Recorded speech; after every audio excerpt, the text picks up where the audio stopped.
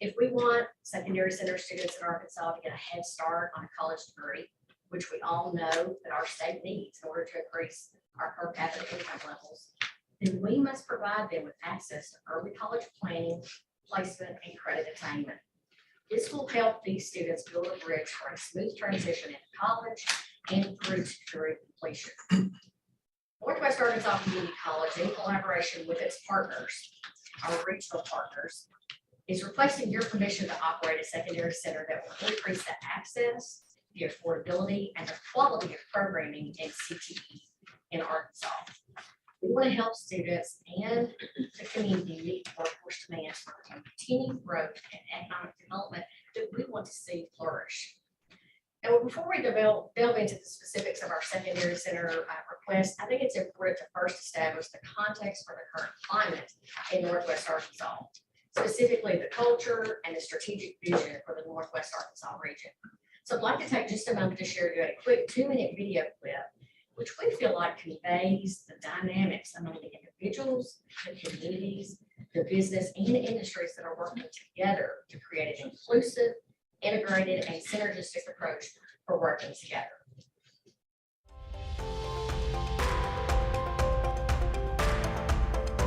The secret sauce that makes Northwest Arkansas thrive is a sense of hope. It's hope that you can raise your family here and build your business here, and you can get to know your neighbors and go for a run and a bike ride, and you can do it with safety and comfort and beauty all around you. I mean, the food and the people and sort of the intersection of all of that with nature and with the landscape, any given day here can feel like a choose your own adventure. The secret sauce of Northwest Arkansas is the region. It's becoming the hub of Arkansas. We have a variety of people. We have a cornucopia of people coming from all over the world. It allows for conversations. It allows for connections. And that's ultimately what we want to do. You have everyone working together. You have the communities, you have different cultures in it. Then you have the businesses as well. And you have arts. Just can't miss that. It's a perfect ingredient. And they're so different, you know, the communities, whether you're talking about Bentonville, Springdale, Rogers, Fayetteville, Siloam Springs, all the different places in between, they really complement each other. This region really embodies the slogan at the Momentary, which is that you belong here. And we want all of our entrepreneurs to feel that way and have access to all the programming that's available in the region. Everyone wants the same thing. I think we all want Northwest Arkansas to be thriving, no matter what community you're from. And it's sort of the possibility of how do you mix those different influences, creative and otherwise, to make a place even better, hopefully for all of us. That's why I love the potential of this place, and I would expand that more generally to the Heartland.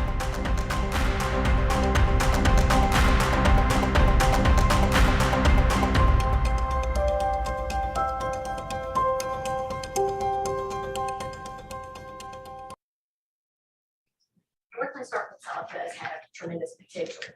For many years, the veteran communities there in Northwest Arkansas surrounding Fayetteville, which would include Springdale, Rogers, and Bentonville, were all heading in their own direction. But now they've grown into each other's boundaries. You can't tell where one starts and one ends. The result of that growth has been to recognize and promote how each one is a little bit different than the next, but to focus less on the competition among these communities and really focus and playing on the strengths. Examples of that include how Fayetteville is focused on research and innovation. Springdale and Rogers are focused on healthcare, transportation, and logistics. And Bentonville is really focused on retail, as well as culinary, art, and recreation. All of these are thriving communities where people work together to help make Northwest Arkansas a hub for business. That's a place of potential and hope where people feel like they belong. And these ideas are the foundation of our Northwest Arkansas regional partnerships that I'm bringing to you today. This is not a singular approach that NWAC is promoting on its own. This is a collective approach for our region. As we bring forward our request, it's important to highlight who those regional partners are that we're going to be collaborating with. They're going to be providing resources such as support, facilities, equipment, and transportation.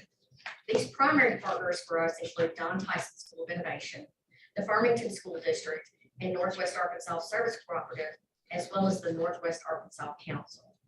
And of course, the most important are Sydney school districts in Washington and Benton counties. Now, for many years, as I said, the veteran communities have really all gone in their own direction, but here's what that has resulted in: a lot of growth. We've had population increase and are now at over 550,000 individuals. And so as we look at that represents 275,000 jobs, which is significant. And the median household income in our region is $61,000. That's even more impressive when you look at over the last 5 years in the face of COVID, that we've had 11% increase and jobs have grown by 10%. So, and in addition to that, our unemployment has remained very low in comparison. We have a 2-point unemployment rate in Northwest Arkansas, estimated 3.8% in the rest of the state. Now, we work with the Northwest Arkansas Council to provide the strategic vision for our region. This is an example of all working together to focus on growing economic development in Northwest Arkansas. These are the 5 strategies that we've identified, and the most important one that we're going to talk about today is the first one, which is developing and attracting a diverse talent population. For us, that's going to lead to 4 specific areas. One is just to launch a robust talent retention program. The second is to expand the region's talent development system. The third is to better align our education and career goals. And the fourth is to focus on inclusive talent. Our request before you today to establish and operate a secondary center will help Northwest Arkansas advance all 4 of these initiatives. When you ask yourself about creating a robust regional talent retention program, what better way to do that than to grow your own? We're going to create an access to a highway of opportunity that is filled with multiple on and off ramps for career exploration, career planning, and skills acquisition. We've got a copy. Yeah, it's okay. I don't. Yeah, you do. Oh, let's not that many of Something Awesome, happened thank you. yesterday here. It's not technology meeting. It just cut out.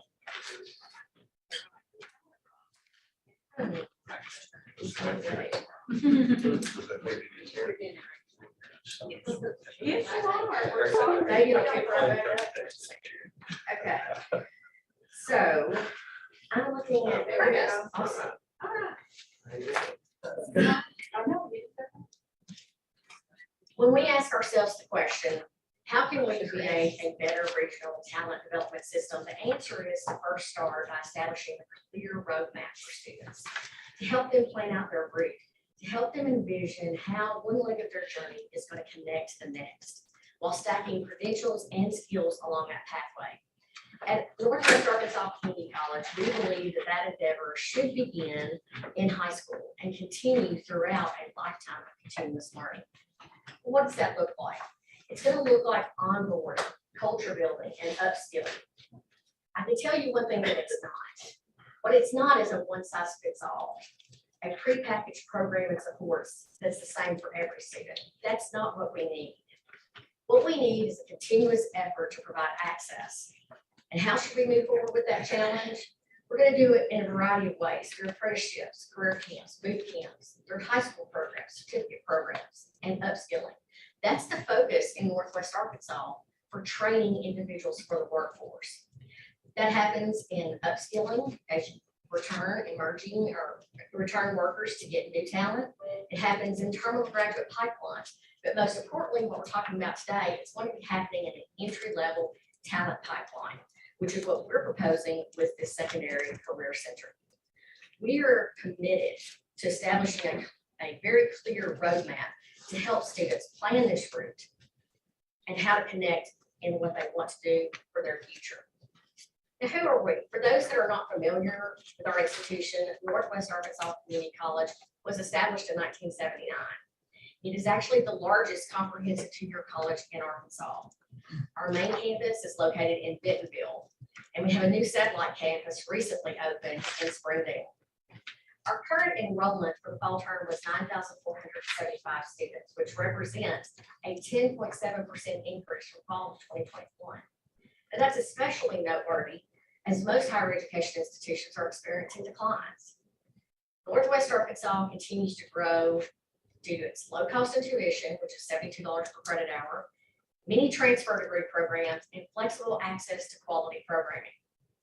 Our largest population growth, I want you to know, is in secondary students. We currently serve 2,500 students in concurrent credit programming.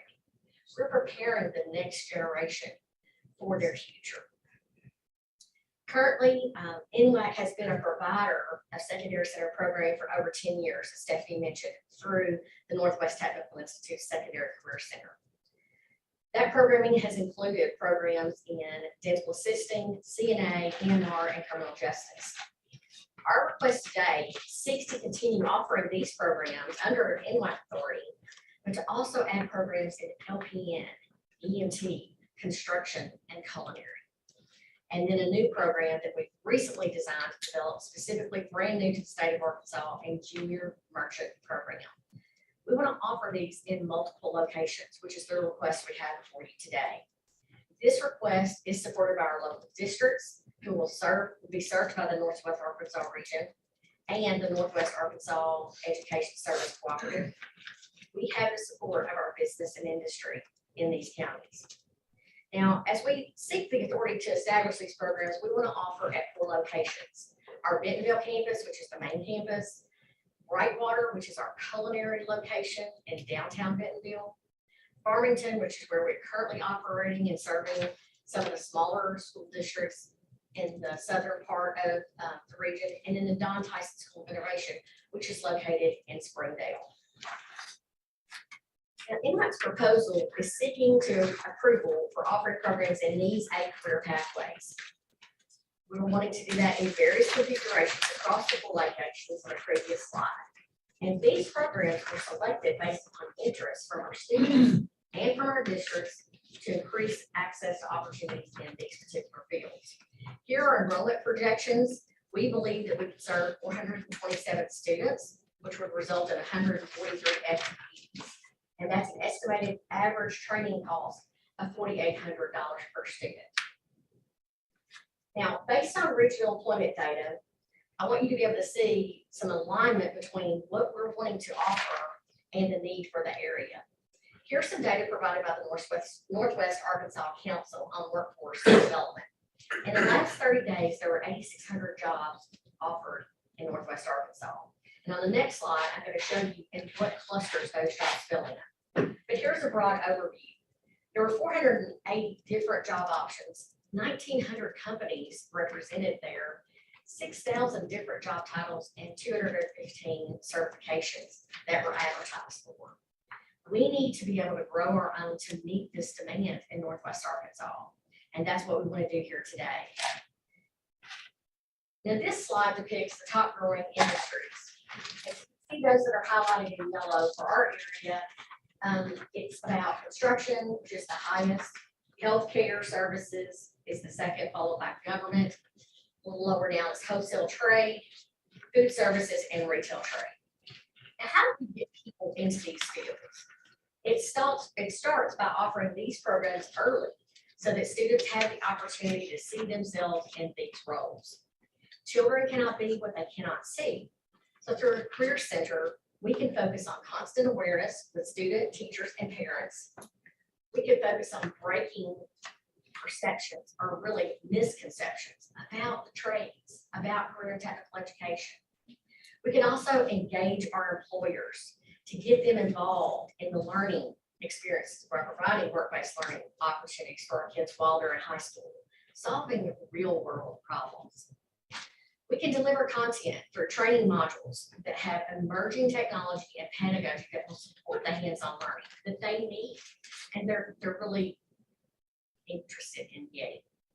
We can also support these secondary centers through our Arkansas Career Coach Grant Program. We currently serve 6 of the smaller and more rural districts in our region, and these coaches can help us support students in our secondary center operations. And lastly, through the secondary center there, we can help ensure that students get access to competitive learning skills, compete in competitions that will connect them to the workplace, connect them to employers, helping them to establish leadership skills and networking capabilities. I'd like to take just a little bit deeper look at some of the areas that we're proposing to offer. Here, according to data that's also provided by our Northwest Arkansas Council, in the last 90 days, there were 1,600 jobs in Northwest Arkansas open in construction. Here are some of the top postings that are highlighted in yellow. For entry-level construction jobs, they're included 290 for general labor openings, 273 HVAC installers, 87 plumbers and fitters, 46 helper electricians. And these ranged in salary from below $31,000 to a high of $46,000. That's tremendous. And we have tremendous employer support in this region. One of the things that was recently done in Northwest Arkansas in 2021 was a Build My Future NWA Construction and Industry Showcase. We had nearly 900 students from school districts across the area attend this event where they learned and had hands-on engagement with employers. This was supported by our local employers, Crossland Construction, Flipco Construction, Multi-Craft, Nabho's Construction, and the Northwest Arkansas Home Builders Association. They see the need, they told us the need, and now we want to respond to this need by offering construction programming at our secondary career center. Now, the construction programs for NWAC include these contents. We would utilize, we're associated, we're accredited by the American Council for Construction Education, which is important to know. This is validated by industry. These credentials are important. And in there, we teach a variety of skills that are seen as necessary in these fields. The construction tech program at the NWAC has classes that offer NCCER construction core credentials, which are designated and recognized by the National Registry. We also will be offering credit toward our applicable apprenticeship programs in AAS and construction technology. We have 2 Department of Labor registered apprenticeship programs in plumbing and electrical. Students in our secondary high school programs will get experiences and opportunities that will help them into those pathways to get the apprenticeship that they need for the jobs of the future. Here's a list of our current supporters. Technical construction tech employers in Northwest Arkansas. You can see we have a lot of support. We're also especially proud of the fact that we're engaging many females in the construction field. Women like Joy here.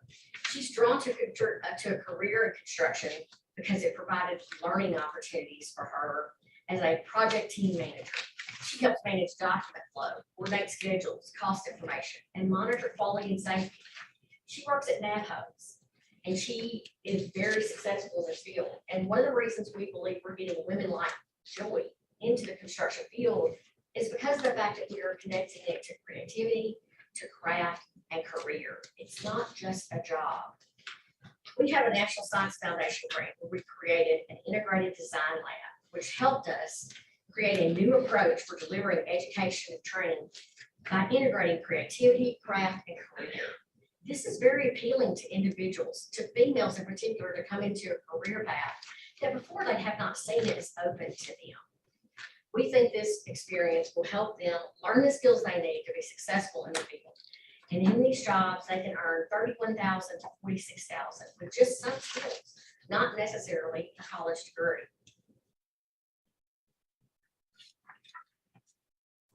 Next program I'd like to talk about is our JMP Retail Career Pathway. This is brand new. This is a path that we have developed in order to connect individuals to the retail industry in Northwest Arkansas. Here is the JMP Career Pathway. This pathway really starts out in the Junior Merchant Program, but then connects to our AAS and Business Management, a 4-year college degree, or an MBA degree. You can see here that we're creating a stair-step pathway for students to begin in a field that there's been no secondary educational training for. We actually worked on this with the parents who told us that the need was to help students get a vision for what this career might look like for them. According to Glassdoor, the average salary for sales analyst in Bentonville is $58,000. And for a certified retail analyst can go beyond 6 figures. Here are some of the career possibilities on a supplier side and on the retail side. How many career pathways can you take here for this one cluster? What we've done is we've gotten together with our stakeholders and we've created a pathway that allows students to take some regular college core courses, which are the existing ECE credit. We're talking about computer information. We're talking Comp 1, college algebra, those basic courses.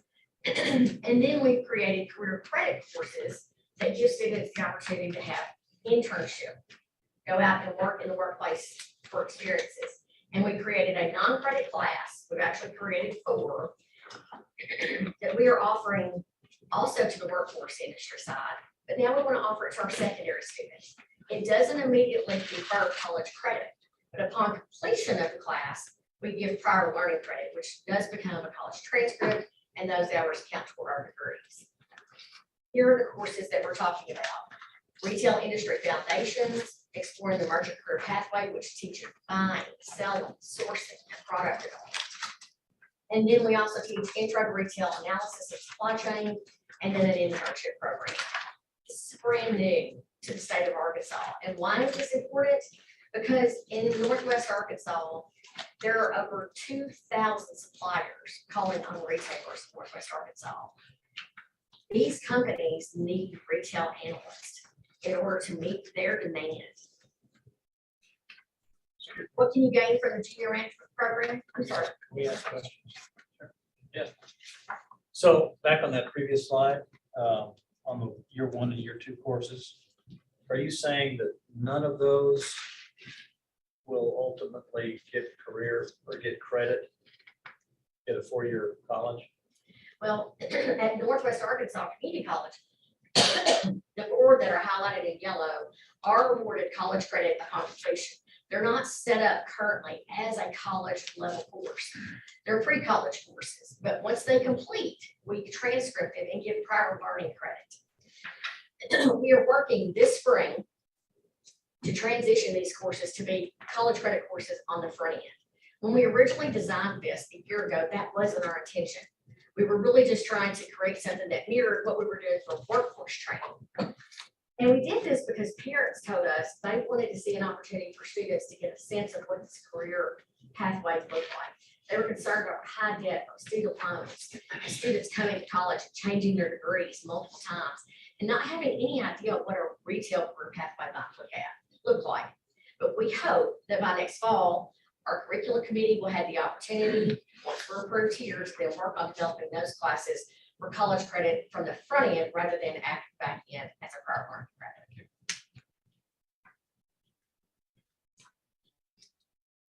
And here are the things that you gain from completing the JFE program at the secondary level. 15 college credit hours transferable to any university, which are those core classes we talked about.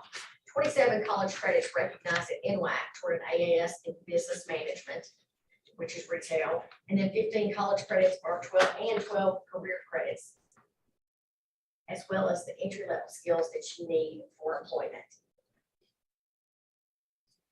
Next area I'm going to just briefly highlight is our culinary arts program. Culinary arts is one that we are requesting permission to provide. We understand that culinary is not something that is in high demand across the state of Arkansas, but it is in high demand in Northwest Arkansas. Hospitality and tourism is a significant strategy for creating both the economic growth and advancing the quality of life component that we are trying to deliver in Northwest Arkansas. So we're requesting to offer this program in very small numbers. We'd like to serve 10 students at the NWAC Brightwater facility located in downtown Bentonville. And in this program, students will learn the foundations of cooking. They'll learn food preparation and safety, culinary preparation, including baking and sauces. These courses will include skills development in purchasing, inventory management, staffing, and scheduling. So not only are those valuable in the culinary field, but they're also valuable out in retail, out in also in the food industries, Tyson's. George's. We have other food-based industries in Northwest Arkansas. The salaries in this pathway range from $32,000 to $42,000. We're requesting to continue program offerings for criminal justice. These pathways will expose students to a variety of careers in criminal science, including security guards, police officers, unarmed jailers. Those start at $14 per hour, which is $28,000 per year, up to $36,000 per year. That's more than some teacher salaries in the state of Arkansas. Dispatch officers of public safety, transportation and logistics skills. Those positions start at $33,000 or $16 per hour. And then we have opportunities to explore the criminal court system and in government service agencies. A court reporter would make $40,000 as a legal assistant, anywhere from $16 to $19 per hour in Northwest Arkansas. And then we have crime scene investigation. Students here could work for the FBI, state police, or crime laboratories. In Arkansas, those salaries begin at $17.50 per hour, which is $36,000 per year. For such small amounts of training and education, that's a great salary.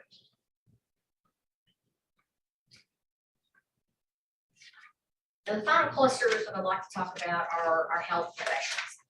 Northwest Arkansas is currently focused on building a health corridor that supports our business partners like Mercy, Washington Regional, the Alice Walton Medical School, and UAMS medical programs. Collectively, our partners are focused on health sector jobs, creation of e-health technology advancement, reducing health disparities, and improving health literacy. NWAC is our health professions will help provide students with many opportunities to start and advance their career in this pathway. Here are some of the data that are involving health professions in our region. In the last 90 days, there were over 3,800 jobs open in healthcare. We've highlighted those in yellow that really point out the programs that we'll be offering at our secondary career center, including our CNA programs and this new LPN program. We will be one of the first institutions in Arkansas to offer LPN at the secondary level. So we really hope that you will support this particular high demand area. 86% of the jobs, of those 3,800 jobs, are actually entry and mid-level jobs that students can get with skills that they earn at our secondary technical center. Here are just some of those examples. We have EMTs who earn $17 per hour. That's about $36,000 per year. LPNs can earn $40,000 per year. Dental assistants can actually still also earn about $40,000 in Northwest Arkansas, which is not normal to the rest of the state. And CNAs can earn about $29,000 per year. As you can see here, NWAC's health professions programs are in high demand. They pay good wages and they provide multiple pathways that will help students prepare for career advancement. We and our partners believe that we are striving to align resources and opportunities that are going to help prepare Arkansas students for success. We want to deliver on the strategic vision for economic and workforce development in Northwest Arkansas. And we are asking for your support in this effort. We're requesting this board approve to establish NWAC Secondary Career Center and allow us to deliver the programs in this request. That concludes the highlight of our presentation. We'll be happy to answer any questions. Thank you very much. Question for you. So I see some of the courses that you're suggesting we offer, and some of those, particularly the last group that you suggested, really kind of fall at the lower ends of the spectrum. And I'm wondering if you heard from any of your stakeholders about things like advanced manufacturing, robotics, information technology, et cetera, and just be curious to know if you've assessed the need there and why these versus perhaps some of those. Yes, sir. We actually have heard that need. We recognize that it's needed across our state and in Northwest Arkansas. The issue is that in our past, NWTI has really been the foundation for providing the hard trade programs. And so that's really not an avenue that we've gone into. As we develop and move forward, we're happy to consider programming such as manufacturing, computer information systems, computer security, cybersecurity, other areas that really haven't been fleshed out in our region. However, we're trying to establish a base foundation of being able to operate and get our feet under our ground as a standalone entity. It's not that we're not recognizing there's a need in that area, it's just that we can't do everything at once. We've been encouraged by the Office of Skills Development to really get started with a few things that we have a foundation in and that we can do well and deliver that, and then look at exploring into areas that are really a little bit newer for Northwest Arkansas Community College. And I guess where I'm going is, for some of these programs that you're offering, culinary assistants, dental assistants, CNA, many of the employers offer that kind of training. And so I'm wondering if we would be money ahead to, instead of some of those types of training programs, really put the focus on some of those really higher wage, higher demand types of jobs, in addition to some of the ones that you've already suggested. Just thinking about investment and return on that investment over the, not just the short term, but the longer term as well. Would we be money ahead to spin our wheels trying to spin up something in dental assisting and CNA, culinary arts, criminal justice, or perhaps to step back and say, hey, let's really put a focus on a non-academic coding program or a non-academic cybersecurity program? Those are great points. I would say that one of the things that makes this attractive, I think, is the fact that the investment has already been made in all of the programs that we've mentioned today, except for LPN.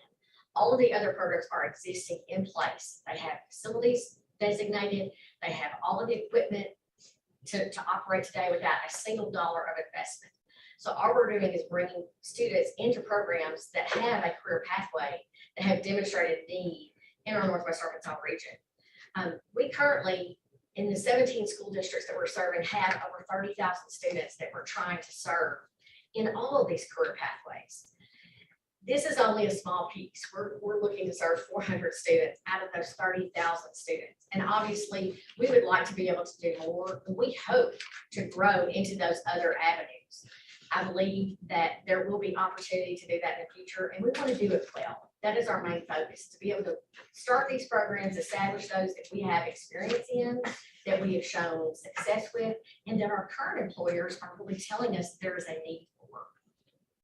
I think that's the best I can offer. Okay, thank you. So I agree that many of these programs are already in place. Specifically, what will you be able to do as a standalone career center that you can't do now? Well, I think the biggest thing that we're going to be able to do is be able to expand the locations. Currently, we're offering mostly on our Bentonville campus. By being able to expand and operate as a standalone center, we're going to be able to offer more programs at Don Tyson, which is going to be sort of centralized in our community area, as well as at our Farmington location. We have one or two things there, but we don't have a full complement. And so I think it's just going to expand our breadth and reach to be able to get to, especially to some of the areas that are in the south end of the county. You know, our bigger institutions like Springdale, Fayetteville, Rogers, they have a lot of resources in those districts to provide some of these programs on their own. But our smaller districts like our Westport, Elkins, Prairie Grove, Farmington, they don't have the resources really themselves. And that's the value in a secondary technical center, is to co-locate those resources into one entity or one satellite in order to be able to offer some things that those districts can't currently offer to their students. So is that because you'll have an increased funding stream then, because of, this NTI won't be getting some of that admin fee that comes out of you? Yes, So sir. what's the differential in the percentage of revenue stream for you as a result of becoming your own center? I believe that currently 20% of the funding is going to NWTI. So So we're they losing. stand to lose that revenue? We'll gain that revenue. We'll gain, whereas before we were receiving 80%, we'll now receive 100%. So So we're they were gaining hoping 20% of revenue. They're not, I assume they're not very supportive of this initiative. You know, I couldn't really speak to that. I don't know. NWTI is aware of this proposal, and they're fine with it, because actually they're having to recruit, their director is having to oversee a program that's not part of NWTI. So they understand why we're doing this, and they have no problem. What we're actually being asked to vote on does not really increase funding or anything to do with these programs. It's just so that the funding can go directly to NWAC instead of being funneled to NWTI, is that right? That's correct. And you'll Okay. see in my report a little bit later that we may not, OSD internally, we may not approve all of the programs that they have proposed here based on our limited budget. And I'll talk about that a little bit. But what I need you to do is to, and we are in support of this, is to allow them to open their campus at Bentonville with their satellites at Farmington, which serves those rural districts like Elkins and,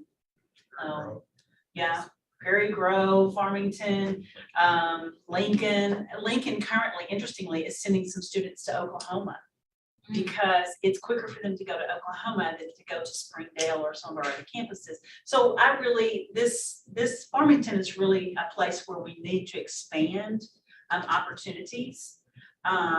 And then the LPN is an important piece that they'll be offering for the first time at Don Tyson School of Innovation. They have a beautiful lab there, and I think, and I don't want to speak out of turn here, but I believe NWAC is going to HLC to propose Don Tyson School of Innovation as a new site for NWAC. So they'll be training high school students during the day, and in the evenings, they're regular college students. So this is an opportunity to expand to a lot of our students. So we're going to work with them on the programming, but I do welcome any of your insights on those programs as well. I've talked to the school board at, gosh, you just said it a minute ago. One of the- Elkins, Lincoln, Westmore. Lincoln, Lincoln.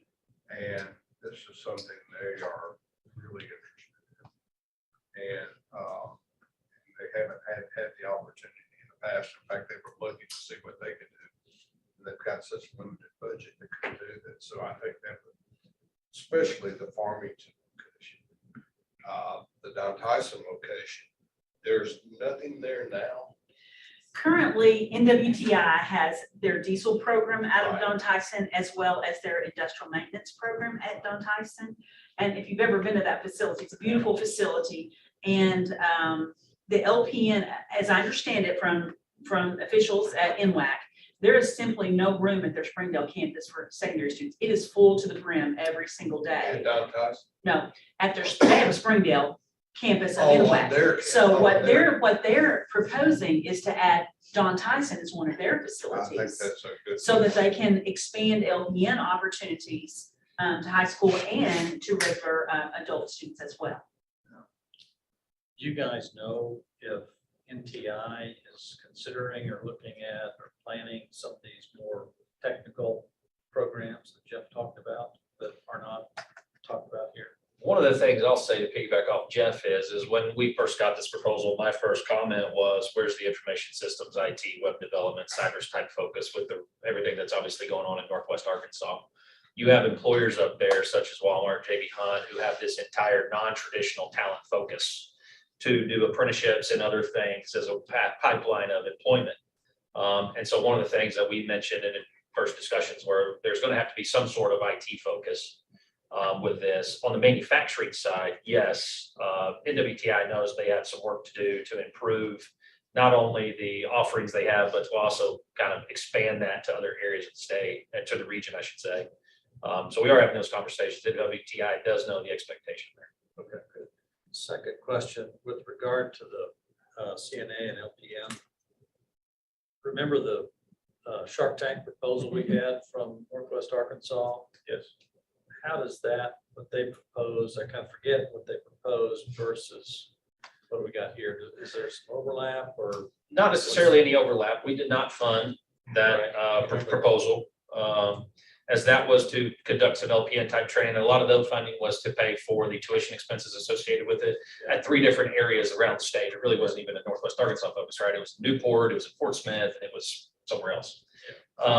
However, what I would say is this is kind of along that line and that model of the LPN program down in the secondary level. Currently, we do that at UA Fort Smith. This fall, we're now starting that at South Ark in El Dorado and at East Ark in Forest City. Those are the other 2 campuses who wanted to step up and kind of adopt the LPN model at the K-12 secondary career center level. I provide those opportunities. So this, if approved, right, would allow us to make another opportunity available to start graduating kids out of the high school programs with an LPN license to go to work or to continue on and shorten that time to completion, reduce costs and overhead, right? And not allow us to have to dip into double funding a program that could already be funding through a mechanism we have available. Would it be possible for me to make one comment based on the IT discussion, if I may? We, Development. Yes, this is Dr. Bollinger. Please join us, Dr. Bollinger. thank you for letting me be here and for hearing this discussion.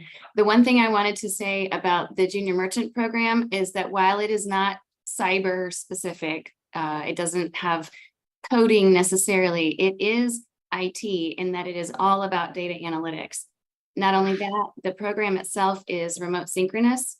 So it will expand the possibility for students regionally to participate, and it's not location specific. And so I just think that that's important to mention in lieu of the IT discussion. Thank you. Which program was that? That was a Junior junior merchant. Junior Yeah, merchant. and I was impressed by that. I think that's a very innovative way because, and I think I heard you say, a lot of these students don't know that career pathway even exists. And so to be able to introduce them, I think that's fabulous.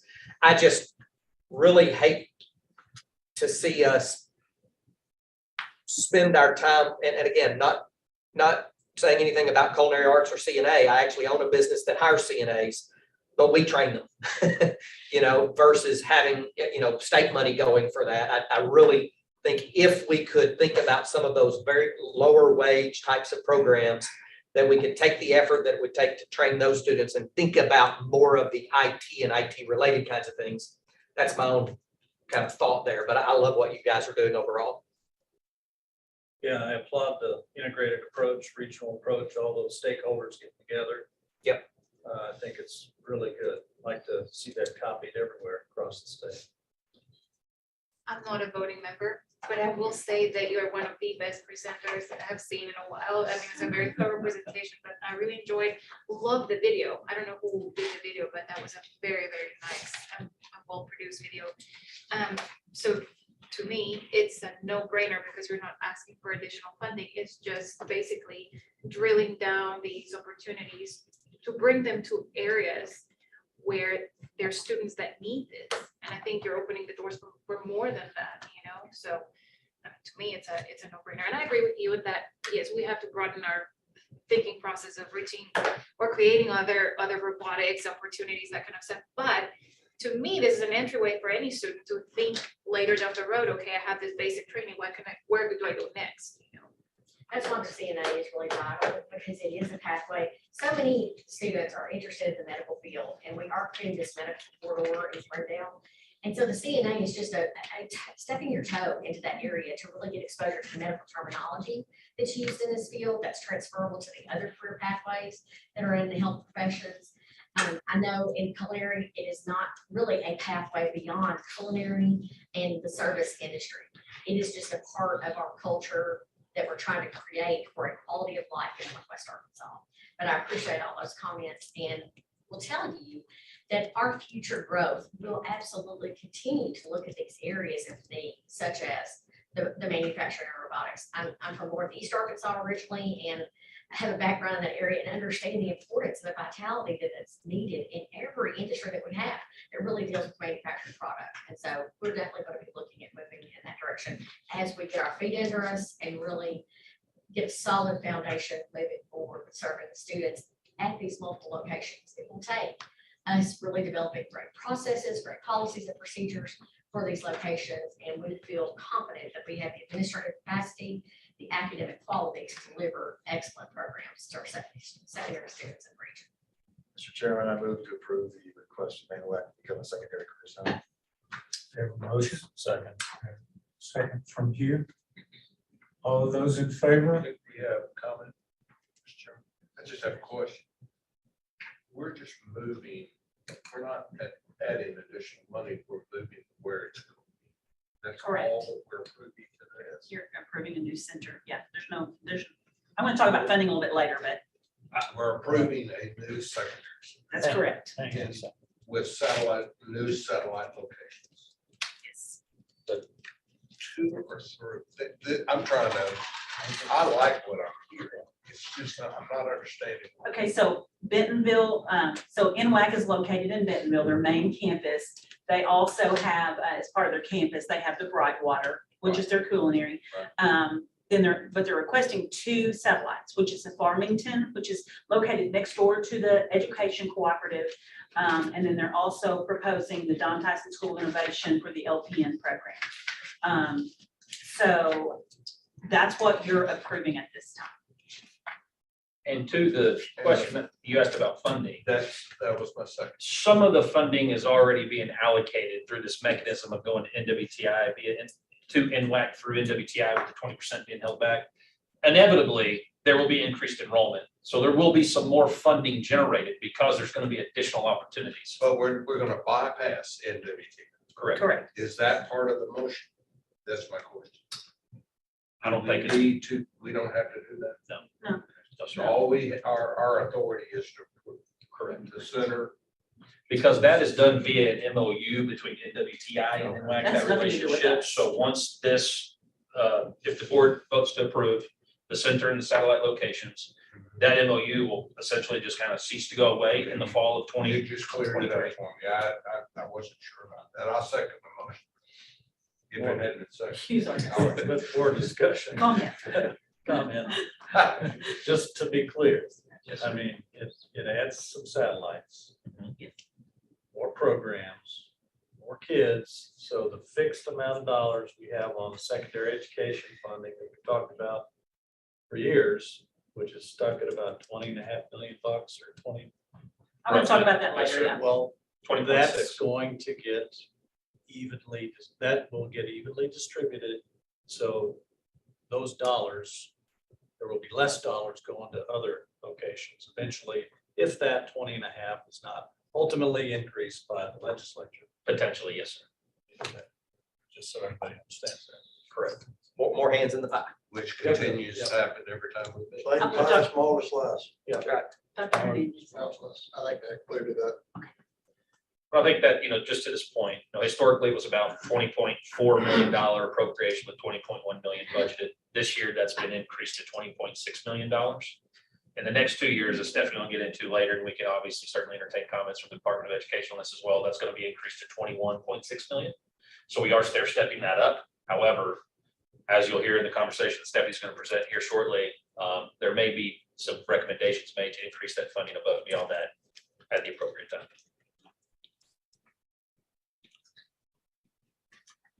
So last time I think we had a motion in a second. Any additional comments? All right. All those in favor? Aye. Any opposed? Motion carries. Congratulations. Nice job. Thanks, everyone. Yes. Absolutely.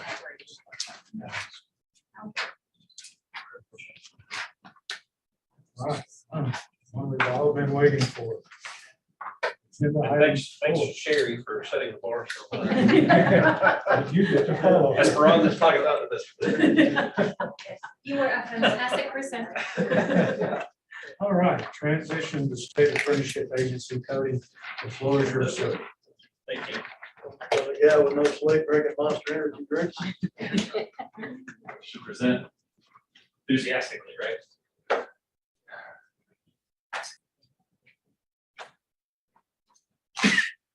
Thank you, Mr. Chair, members of the board. This is certainly not a new topic of discussion for us, but one of the things we discussed back in June and have been discussing probably for a little over a year now is the position of the agency to seek state apprenticeship agency status from the U.S. Department of Labor. And certainly we've had conversations with this board, stakeholders across the state for many months now, answered a number of questions and try to outline all the details as we can to help understand and help provide better information to those around the state to make an informed decision.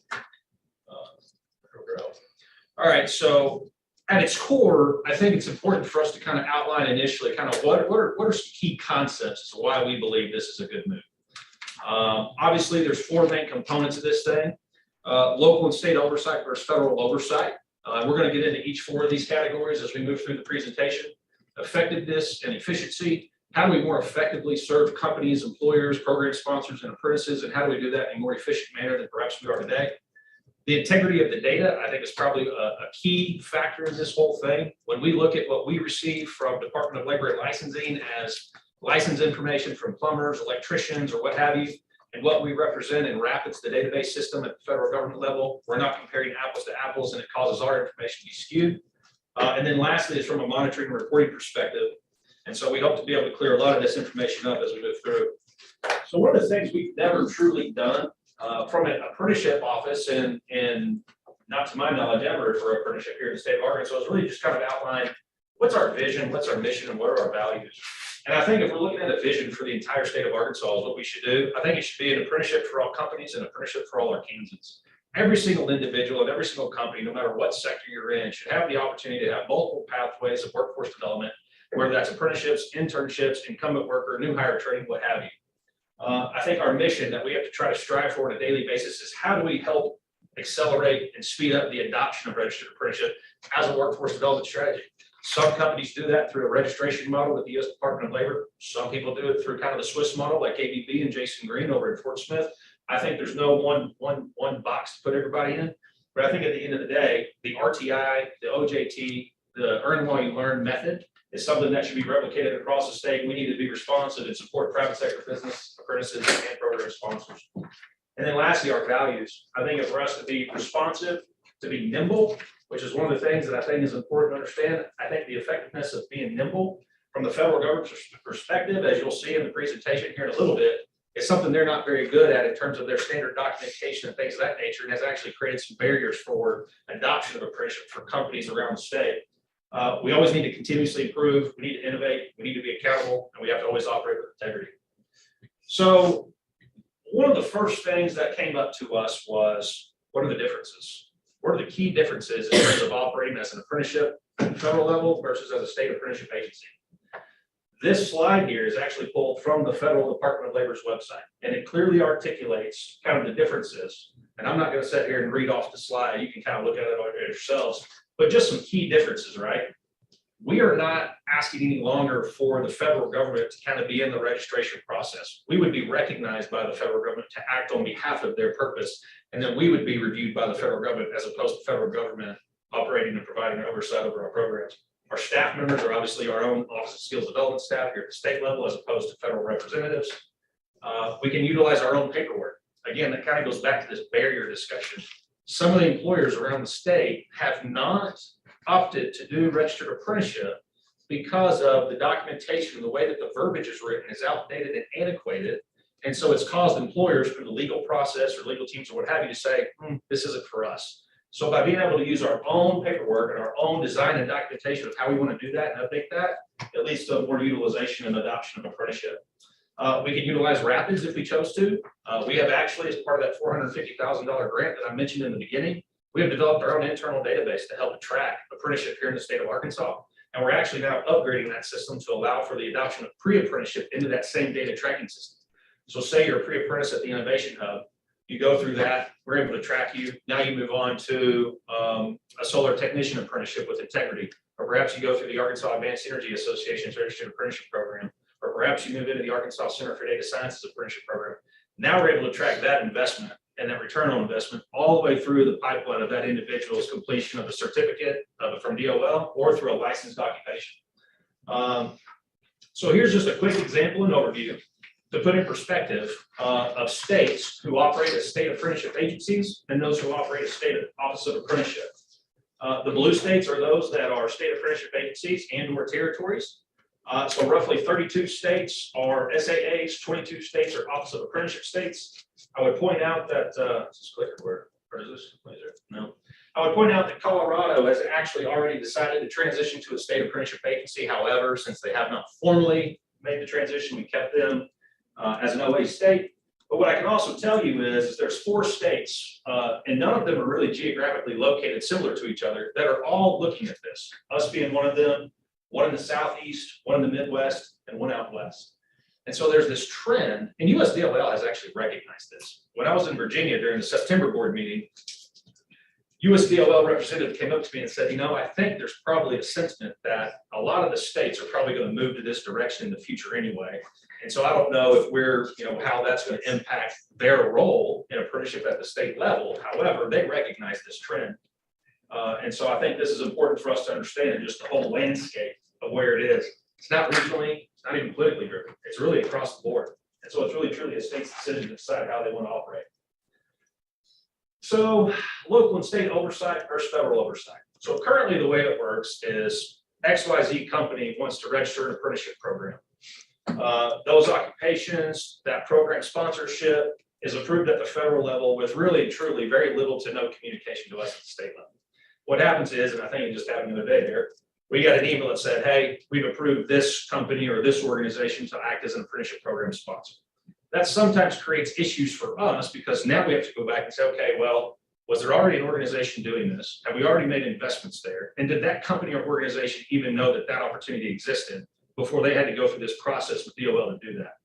This has occurred with the solar industry, for example. We have set up AAEA as an industry intermediary, similar to fashion to how we've done the Arkansas Center for Data Sciences. Yet there's multiple different companies now who are like, well, if you're going to do this on behalf of us, then why would we go through this process ourselves and manage it correctly? If we would have had that oversight and that knowledge ahead of time, we would have been able to say, hey, probably not in your best interest. Why don't you allow this organization to completely up to you if you choose to do it that way? But we would at least been able to provide those options to them. Program rules and scope are determined by kind of the federal director, state director level, and then approved through Dallas as it works today. So ratios, for example, now there was a circular put out not too long ago, some sort of documentation that kind of allowed some allowance in ratios, but typically it's a 1-to-1 ratio. Now at the state level, we talked about 3-to-1 ratios for construction, electrician, plumbers, things of that nature.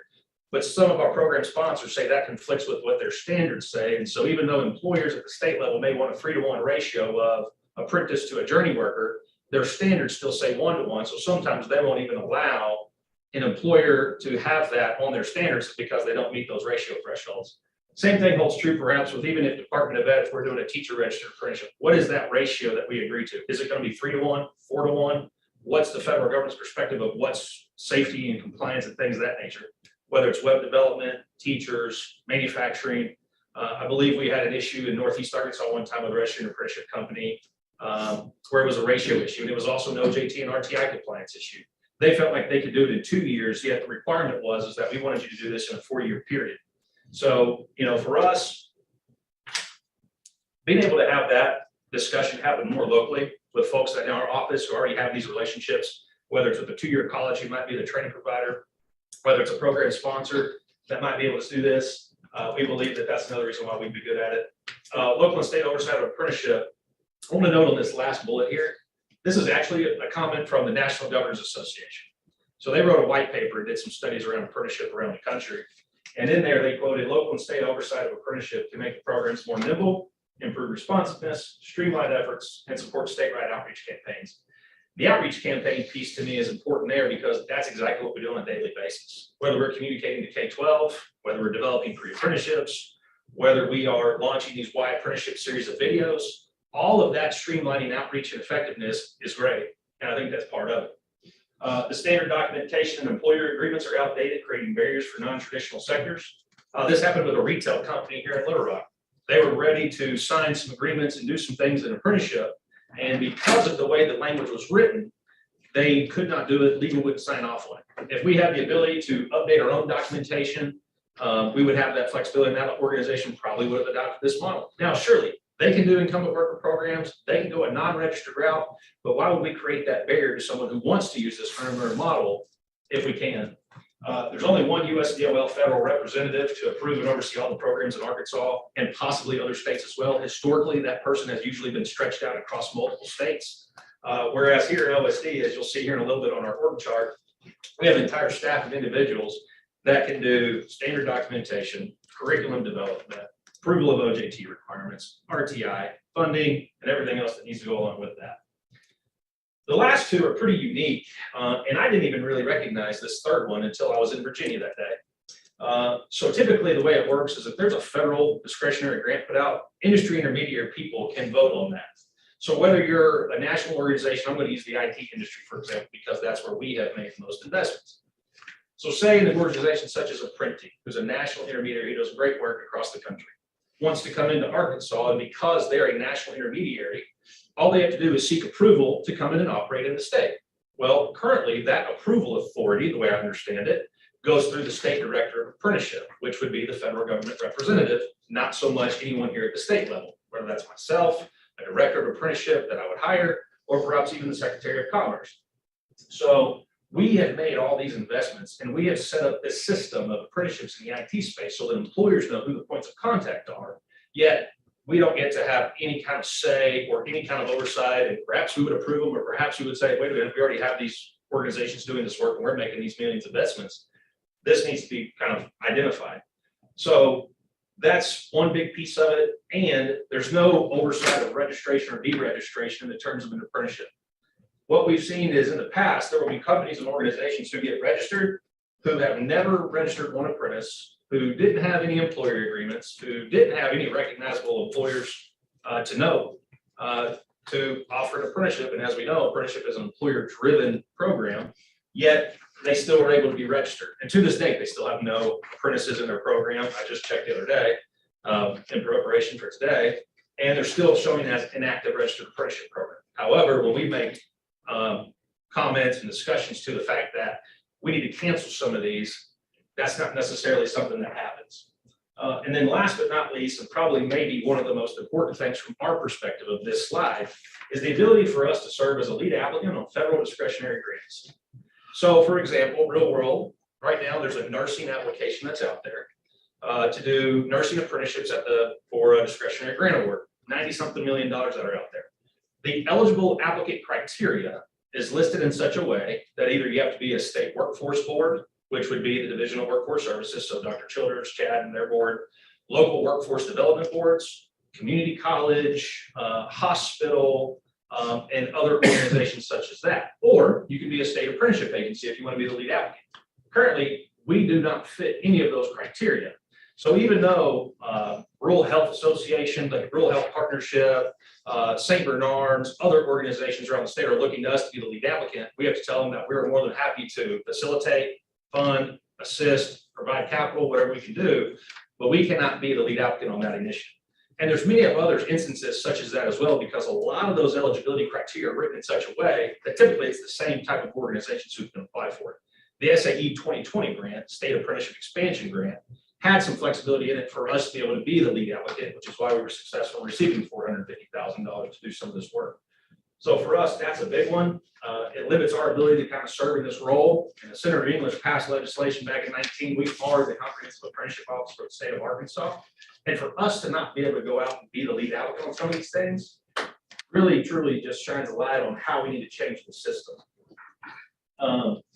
So I mentioned a minute ago, the Rapids database information and some integrity pieces. So currently, if you go into Rapids, you'll see 154 active programs or registered programs. Now, DLL reports it now differently because we've requested that they report on active apprenticeship programs, not registered. Well, by our count, we only have about 102 that are actually active, and Derek and I have gone through this and maybe even be a little bit lower than that.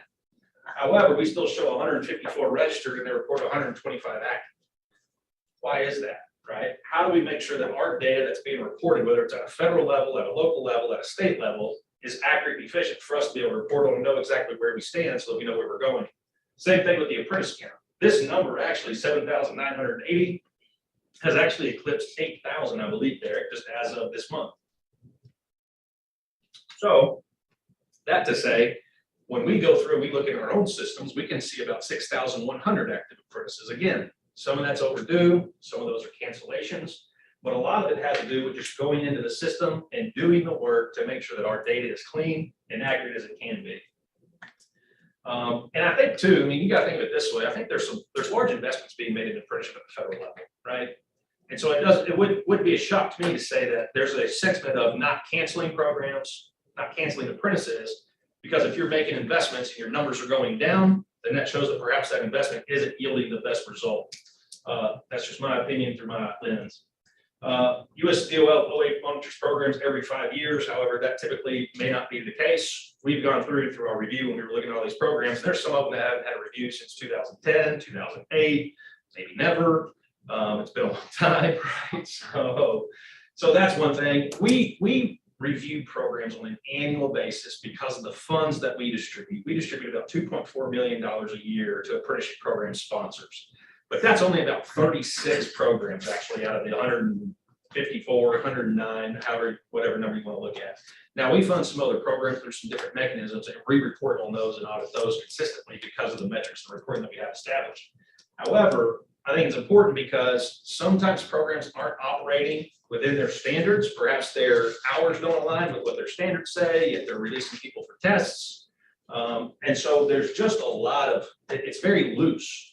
And while we do not want to make this over bureaucratic, I think there's a balance that has to be made of how we make sure that people are operating in the capacity that they need to, with the ability to operate without us always in their business, right? That's not what we want to do. We just want to make sure it's clean and it's operating, it's efficient, it's effective. And that kind of led into the last part with the RTI and the OJT hours perhaps not aligning with their standards. So one of the things in October of last year that was sent to me was a list of questions that the Arkansas Apprenticeship Coordination Steering Committee wanted us to answer to ensure that none of these things would be impacted, whether it's on employers here in the state of Arkansas, program sponsors, or stakeholders in general. And some of those were, does transitioning impact licensure and reciprocity agreements? Negative, right? Licensing is a state decision. And so any licensing decisions that are made locally is not impacted by our ability to operate as a state apprenticeship agency or an office of apprenticeship state, right? What's the benefit of it? It centrally localizes control within one organization and does not operate in separate organizations in a siloed and disjointed infrastructure. Apprentices who complete, does it impact their ability to have a nationally recognized credential? No. As long as the occupation is recognized under the USDOL standards, the certification that they would receive would still be portable across state lines and would not be impacted. And so, as you can see, we've tried to answer all these questions as we can, and there were more, but for sake of time, I didn't list probably the 20 or so. I picked out some that I thought would be important for us to discuss. If there are any questions, we can certainly dive into it.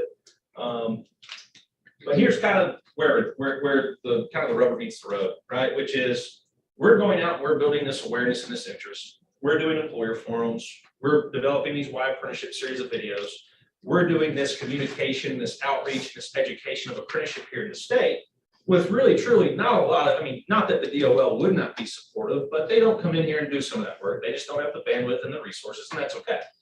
But then once we kind of create this interest and awareness level and this commitment level, then we have to kind of pause the brakes for ourselves and say, okay, well, you all have to go work with another organization, the Federal Department of Labor, and register your program, developing standards, going through the work processes, setting ratios, setting the OJT requirements, the timeframes, competency-based, timeframe-based, what have you. And then after the fact, we begin this tax credits, what funding can be available to you.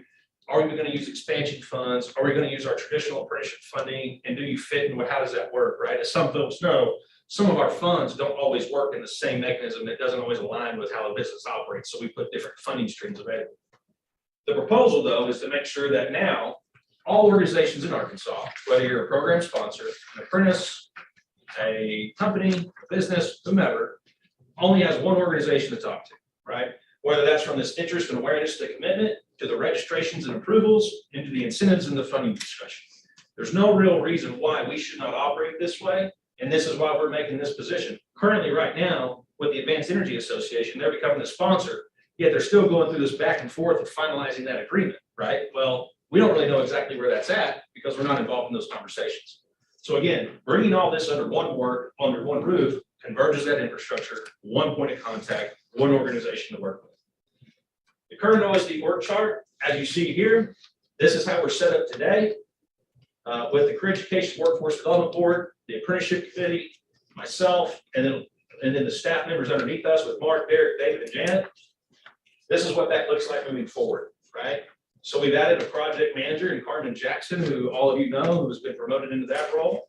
We've moved Don Belcock into a program advisor role. We typically just don't need a ton of auditing on our stuff. So while he will continue to do some of that, he will move into a program advisor role and has already operated in that capacity due to his knowledge of apprenticeship and how it all works and his time doing that. And then last but not least, we're gonna hire 2 apprenticeship consultants. We're not doing this with increased state dollars. So we are going to leverage federal investments and federal funds through ARPA money to be able to pay for those 2 apprenticeship consultants. Everybody else you see on here has already been funded through the state, so we didn't ask for any additional positions. We didn't increase our overall personnel budget. And those 2 other positions will be funded through 2026 with federal funding for about $5 million, both dedicated to staffing as well as to RTI reimbursement expenses in the long run. This is just a quick slide that kind of highlights the committee. The committee, as it stands today, stays intact, and we do not plan on changing that anytime soon. As you'll know, a number of these members' terms expire this month. They will continue to serve out that term until the next administration decides what they want to do in terms of appointments and things of that nature. I assume some of these people will hold over, some of them may roll off. I don't know how that stands today, but you can kind of see how that makeup is. And then a transition timeline. So we started having conversations with DOL to figure out, okay, well, what exactly would be required of us in order to make this transition happen, right? So that's 2 things. 1, executive order from a governor. 2, legislation that would have to be required to be passed in order to basically adopt the Code of Federal Regulation, Part 29 and 30, which is what's necessary for any state apprenticeship agency, no matter where you're at in the state in the United States, has to adopt that at some level. Now, the discussion that takes place is at what level do you adopt that CFR Part 29 and 30? Do you fully adopt it in whole, such as states like North Carolina? Or do you have some back and forth and debate and try to figure out what parts of it fit Arkansas, similar to what Alabama did, and what parts don't, and have negotiations with DOL until you get to a suitable position? If you do the North Carolina model, much more quickly, much more efficient, right? Because you're just adopting it and bringing that control to the state. The Alabama timeframe was a lot longer because they had so many pieces they had to stand up that it took much longer. We already operate a lot of capacity. When I was in Virginia, and I hate to keep bringing that up, I was sitting at a table with a number of states, and they were like, it doesn't make sense for you guys to operate this way. We were kind of shocked to hear that you were an OA state after you just kind of said everything that you do. So we've already started working with them to just kind of get an idea. We're not trying to be assumption, make assumptions or anything. However, it's good to know kind of what that process looks like. So we received some feedback from the Federal Department of Labor. They will put a team together and have put a team together for us to talk to understand what all would be required. They're reviewing our legislation, our codified language, and our rules, and are going to make recommendations to us in addition to anything we would have to adopt at the Code of Federal Regulation. In March, by March, I would say, if there's any legislation that's required, then we would have to run that as legislation to pass that in the session. In April, we would open our certified pre-apprenticeship application, again, kind of building that pipeline of what's happening at K-12, nonprofit organizations, et cetera. Filling that pipeline into apprenticeship. We would hire and train our apprentice navigators in May, and in July, that might be an aggressive timeline, but in July, we would make that transition complete. And again, if we start to kind of debate the intricacies of the Code of Federal Regulation, which I believe at some level we would do, that might be pushed out some. So with that, I'm closed, Mr. Chair, and would welcome any questions. Do you anticipate legislation? At some level, we would, if we did an executive order, then you would not require legislation because that would include the language. But I believe we're going to run some apprenticeship bills anyway this year. And so we could simply incorporate anything that we needed to in that. Got it. Thank you. Would the current apprenticeship programs that are in existence just transition over to this new one? Yeah, so essentially the standards would just move from OA to state apprenticeship agency. I mean, really from tomorrow, like if it happened today, Future Fuel would not recognize the impact until you said, okay, well, we want to update our ratios, or we wanted to add an occupation. Instead of contacting the federal government state director, you would work directly with our office. Okay. When you our current grads receive a certificate from the Department of Labor, and this is a approved program, this would now be a state program. Yep. How does that transition to other states? If they go to get a job somewhere else, how would that be recognized? So even though it would be a state recognized apprenticeship agency, US, Department of Labor certificate or apprenticeship journey worker certificate, it's still portable across state lines. Okay. So as long as that occupation is in that 1,400 approved occupations list, then as soon as that individual completes that apprenticeship, that credential is portable in the same fashion as the one you received today. Felt The like it only- would be. The only reason it wouldn't be is say we developed an occupation that's specific to Arkansas. Perhaps it's the junior retail merchant program. Maybe other states, maybe that's not on the DOL's list of approved occupations, right? But in Arkansas, it makes sense for us. So we would set that up as an apprenticeship program. The individual would still receive a completion credential and a journey worker card. However, if they go to Minnesota, it might not be recognized because that's not on their approved list. Electricians, plumbers, anything that you all are doing today, as long as it's on that approved list, which it is because you guys are receiving that, that would still be portable tomorrow. I have one more and I'll shut. But, did I hear you say there's potential to lower the time period in the apprenticeship program? Like where it now takes 8,000 hours Sure. to be a mechanic? Yeah, and I think that's one of the big kind of discussions that we have a lot, which is, I believe it was with Hytrol in Northeast Arkansas. They wanted to do somewhat of a millwright industrial maintenance type program, and it was said that it needed to be a 4-year, 8,000 hours. Right. Yet they felt like they could do that comfortably through ASU Newport in 2 years. So this whole apprenticeship program fell apart because of that discussion. Right. Well, in my viewpoint, which is, if an employer is telling me that they can do it in 2 years, training provider tells me they can do it in 2 years, safety, compliance issues and everything else, we should probably approve it as a 2-year period, and see what happens. So yes, there is some flexibility in how you set those programs up. And I think that's what you see here at the state level too, with this ratio on the construction side, right? A couple of years ago, Senator Hester passed some legislation that made it 3-to-1 ratio as opposed to a 1-to-1 or 2-to-1. I think it went from 2-to-1 to 3-to-1, right there. Yes. And so, but program sponsors, our standards still say 1-to-1. So even though you can do 3-to-1 at the state level, our standards as approved through the federal Department of Labor still say 1-to-1. So a lot of times they'll not allow a company to fall up under their sponsorship because of that difference. Okay. I think we would be more willing to work on that and be more, as I go back to our values, nimble and innovative in how we figure out and set up these apprenticeship programs. It's a big win for us. Sure. I see that this is an action item, so you're gonna be calling for a vote. And Cody and I have been working on this for, is it a year now? Since October of 2022, 2021, post-COVID. And we've had some discussions in this board 3 or 4 times. I've spent as much time meeting with the construction apprenticeship programs as I have in these board meetings.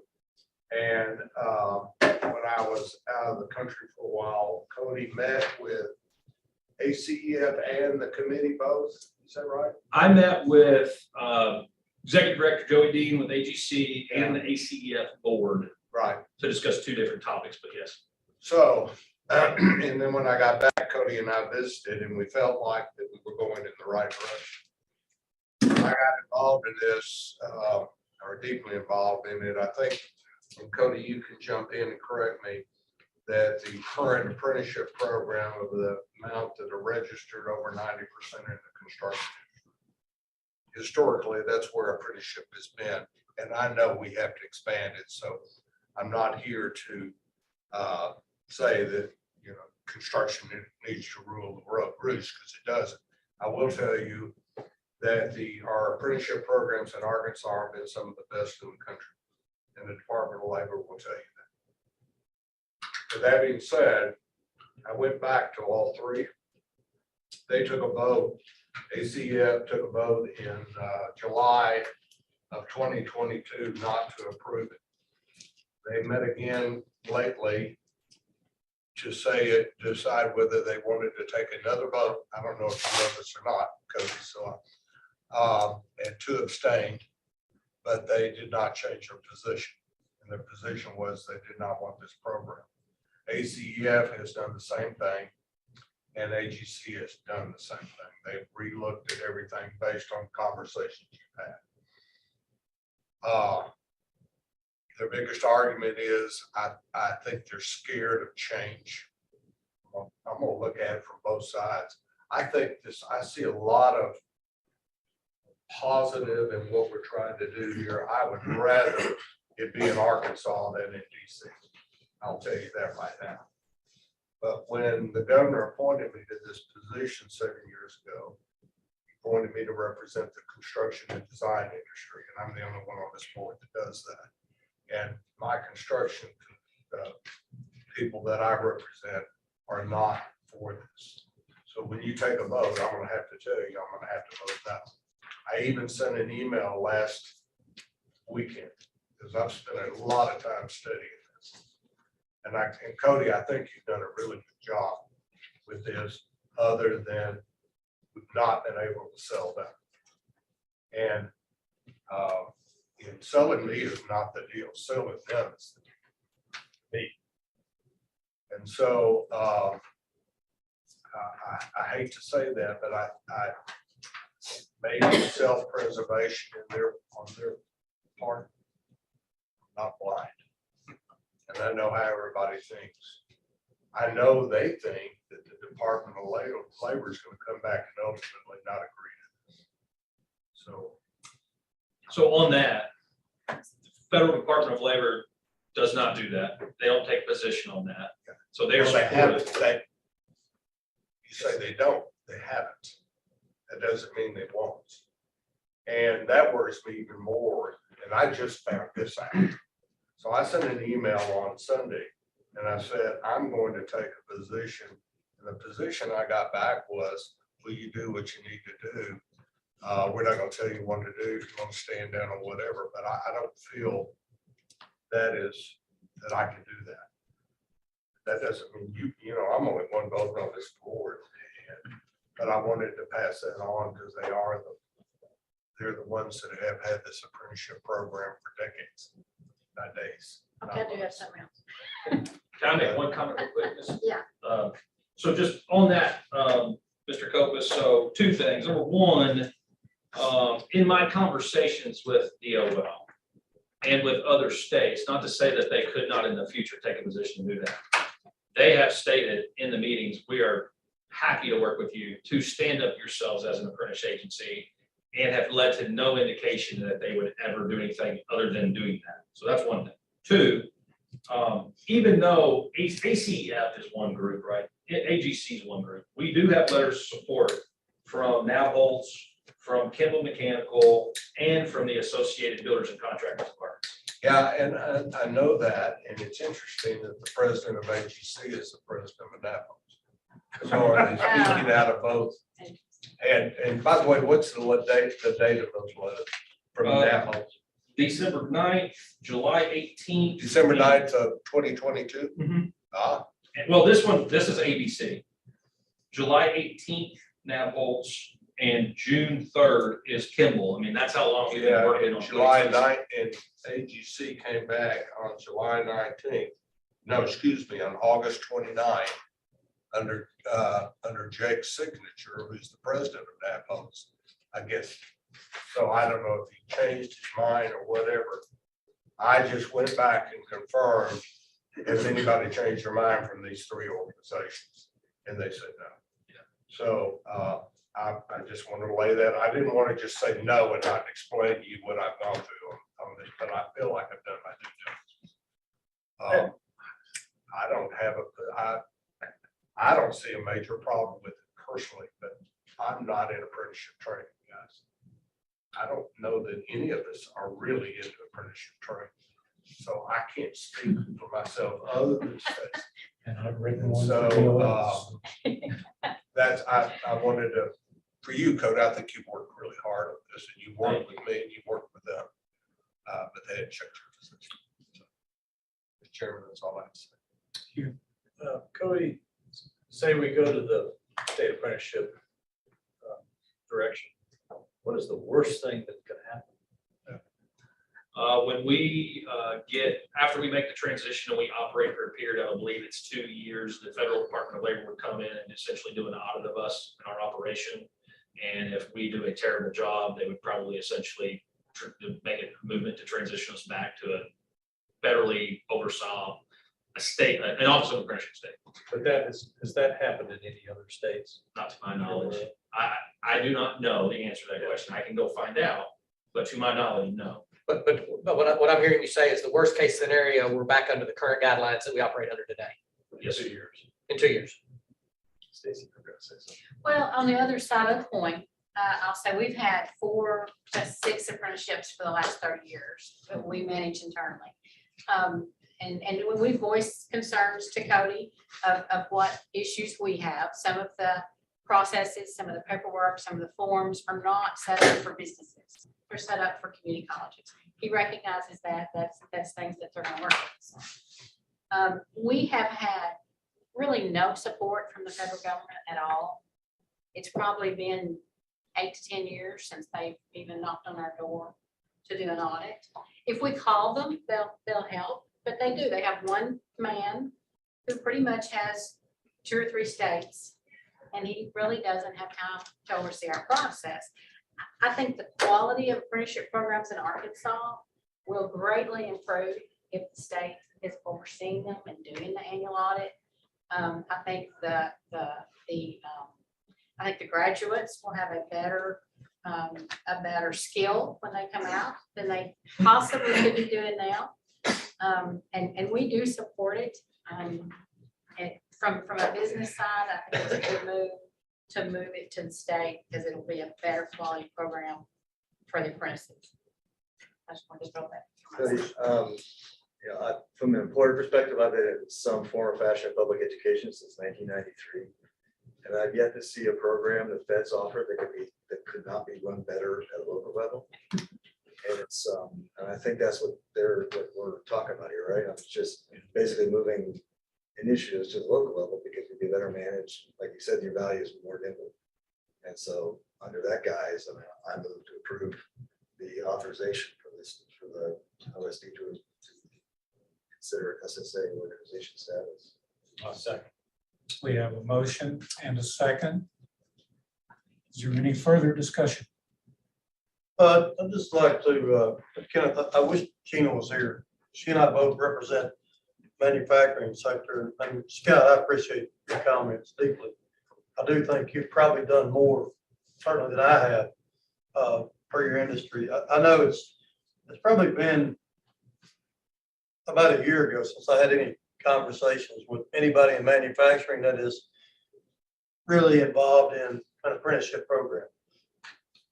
At that point in time, one of the things that I did uncover is the fact that it's a very difficult process. And years ago, federally, there were more manufacturing tool and die machinist type apprenticeship programs. And a lot of it is outdated. And it's been difficult to navigate for people to get set up, manufacturers, primarily small manufacturers in the state, to be able to get set up to offer any type of apprenticeship program. I personally went through a machining apprenticeship program that wasn't registered. But because of the guy that I worked for early on in my career, he had been through an apprenticeship program at Timex years ago, walked me through pretty much the same curriculum. But nothing's recognized, nothing's official. But as a small manufacturer employer, he didn't have the time to contact the Department of Labor and to get that, very limited amount of resources that they seem to have dedicated to do anything else about it. That's been my only real experience and feedback is we just don't do it because we don't have enough support and we really don't know what to do. Well, we were having this conversation at the Board of Science and Technology yesterday, a similar conversation about the fact that our guidelines for the incentives that are on the economic development side of the house were created when the types of businesses they were created to support were different. Remote working didn't exist to a great degree. Startup companies are creating fewer jobs today than they did in the past. And so that's maybe not the metric for the entrepreneurial side of the house. I think the same thing's happening here, where the types of apprenticeship programs that we need today to be successful in preparing our workforce is different than when the Department of Labor set up apprenticeship programs, and their ability to change with the economy is relatively limited. And this gives us the opportunity to be more flexible with the economy that our state is mandating that we have workforce ready to hire for. So I call the question and say, let's vote. Can I make a statement, please? I'll be quick. Cody, I just want to say thank you for your time, extensive detail that you put into this. I think impartial view. I think you have a very educated view on this. And Appreciate your time and efforts on this. Thank you, Kevin. Appreciate that. Don't let us down. Don't let me regret this. Strong sense that anything we do is probably gonna be in front of this board, so they'll be on the first one to know.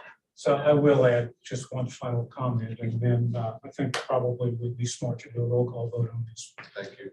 But I recently had the opportunity to work on an apprenticeship model with the Department of Labor for an occupation that previously existed with the medium and heavy truck technician.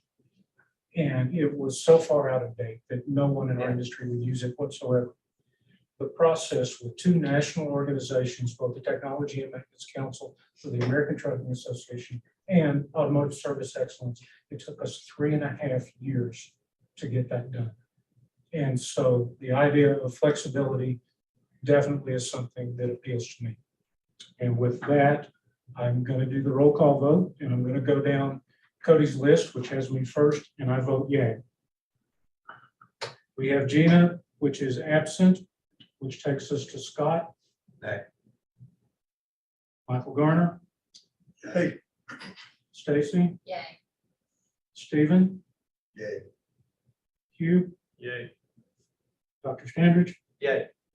and Kevin. Yay. Motion carries. Thank you, Mr. Chairman. I told all three of them I'd be the only. Trying to get them to change their mind. Oh, thank you all. I appreciate it. We have put a lot of time and effort into this, as staff knows, and Stephanie and others. And so, to the point that Kevin made and that to Stacy's comment, which is, don't let us down. I mean, this is going to bring more transparency to this board of what's happening in apprenticeship around the state. And I think that's a positive as well. So thank you for the support. And I would be remiss to say, just because I did receive them, and I'm going to at least call some people out. Team Walt, Navholz, Kimball Mechanical, Walmart, Arkansas Blue Cross and Blue Shield, the Association of Community Colleges, and some others all provided some other support because we wanted to show kind of a sector-wide adoption of this thing and not just look at it in kind of a smaller view. So appreciate all the support from organizations around the state. Thank you, Cody. Next up, agenda item 5, and folks, we're finally to the information items, so we can relax. And I'm upset that Esperanza did not say that. Oh, no, I started saying you are a terrific presenter. I said, And so Stephanie is going to give us a look at the tiered funding analysis. Stephanie, please.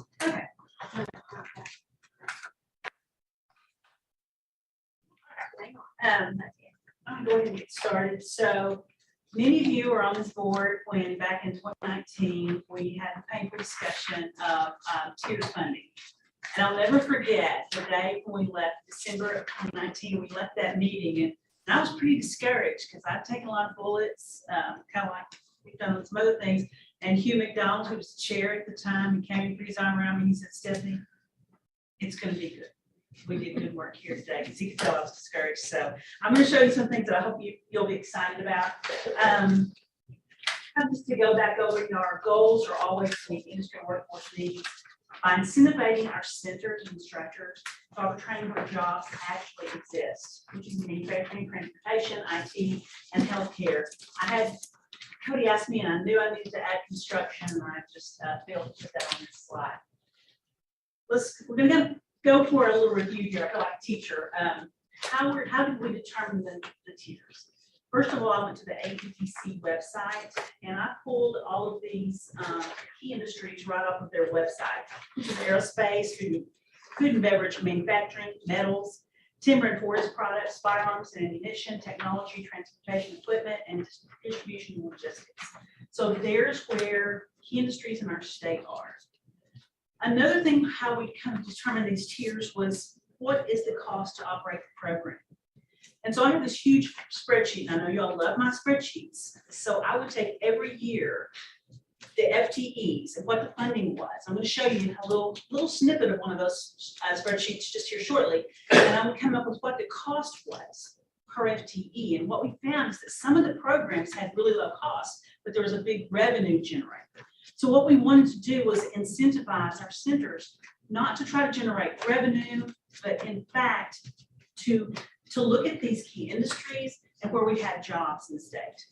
Another thing that we looked at here was wages, not just the starting wage, but what is your wage? What is the career wage that you can go into? Say an apprenticeship, you start, maybe you only start that $35,000, $40,000 job that Sherry was talking about, but you have the opportunity to have a career that's not only fulfilling, but it constantly is able to get you where you want to be. And the last thing is industry demand. So we know, talking from the people on this board and all of the people who come to the Office of Skills Development for grants all year long, we know where the jobs exist. And we see the fear in their eyes of some of the foremen and some of the plant managers. So it's really important because many of our programs were based on what students like to take and what districts were asking for from our centers. So they weren't really deciding a program based on all of these things. They were saying students like to take these courses. Districts want us to do this.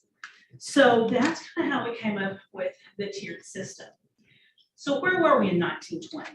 So in 1920, at that time, we didn't have the tiered funding.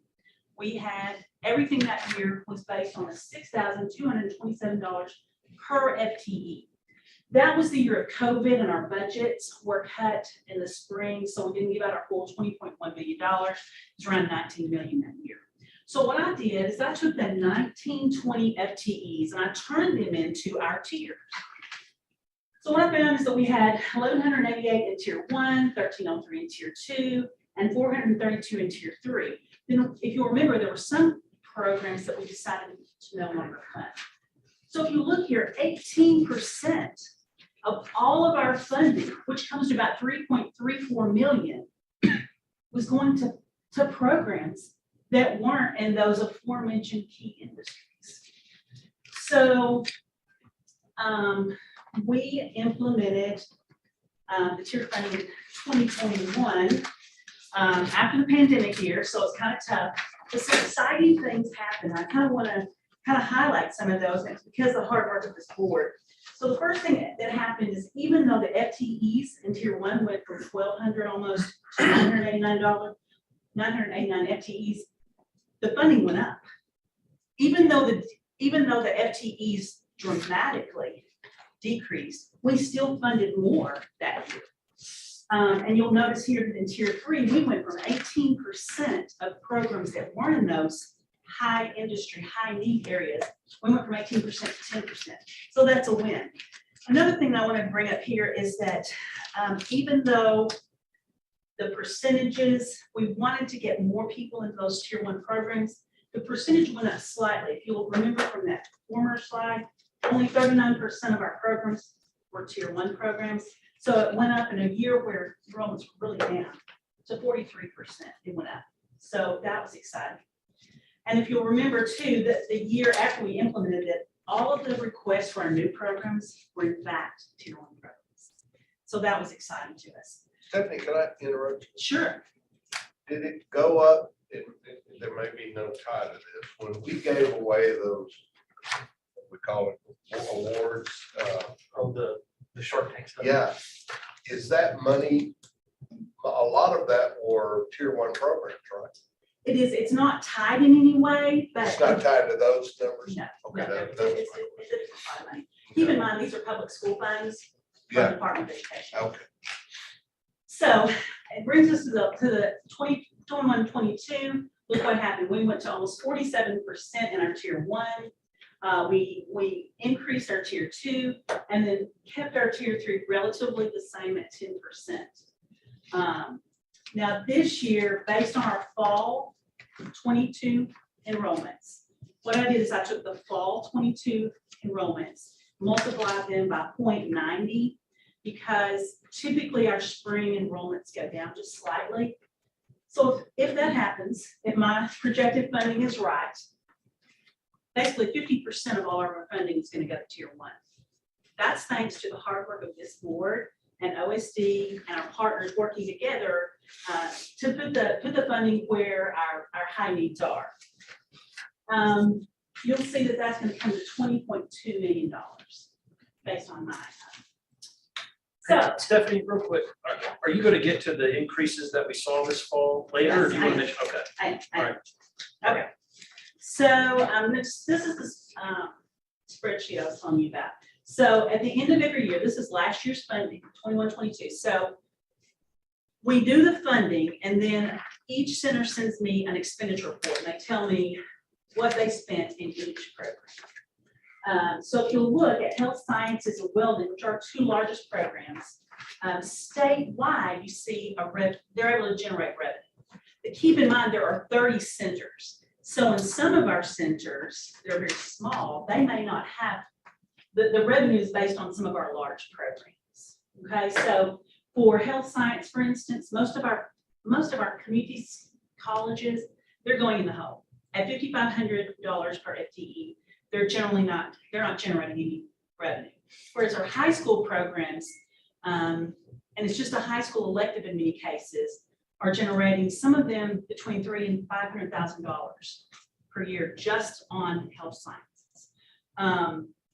In welding, because it's $8,000 per FTE, unless you're purchasing equipment in a particular year, you're not going to spend $8,000 per FTE. But if you're expensing equipment in a year, it could be more than $8,000 per FTE, which is kind of why we did the tiers the way we did it.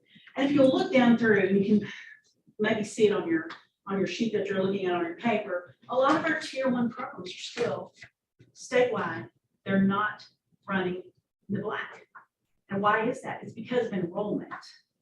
So we've got to find ways to better message to our students how a career in aviation mechanics or precision machining or diesel mechanics, how those could benefit the student.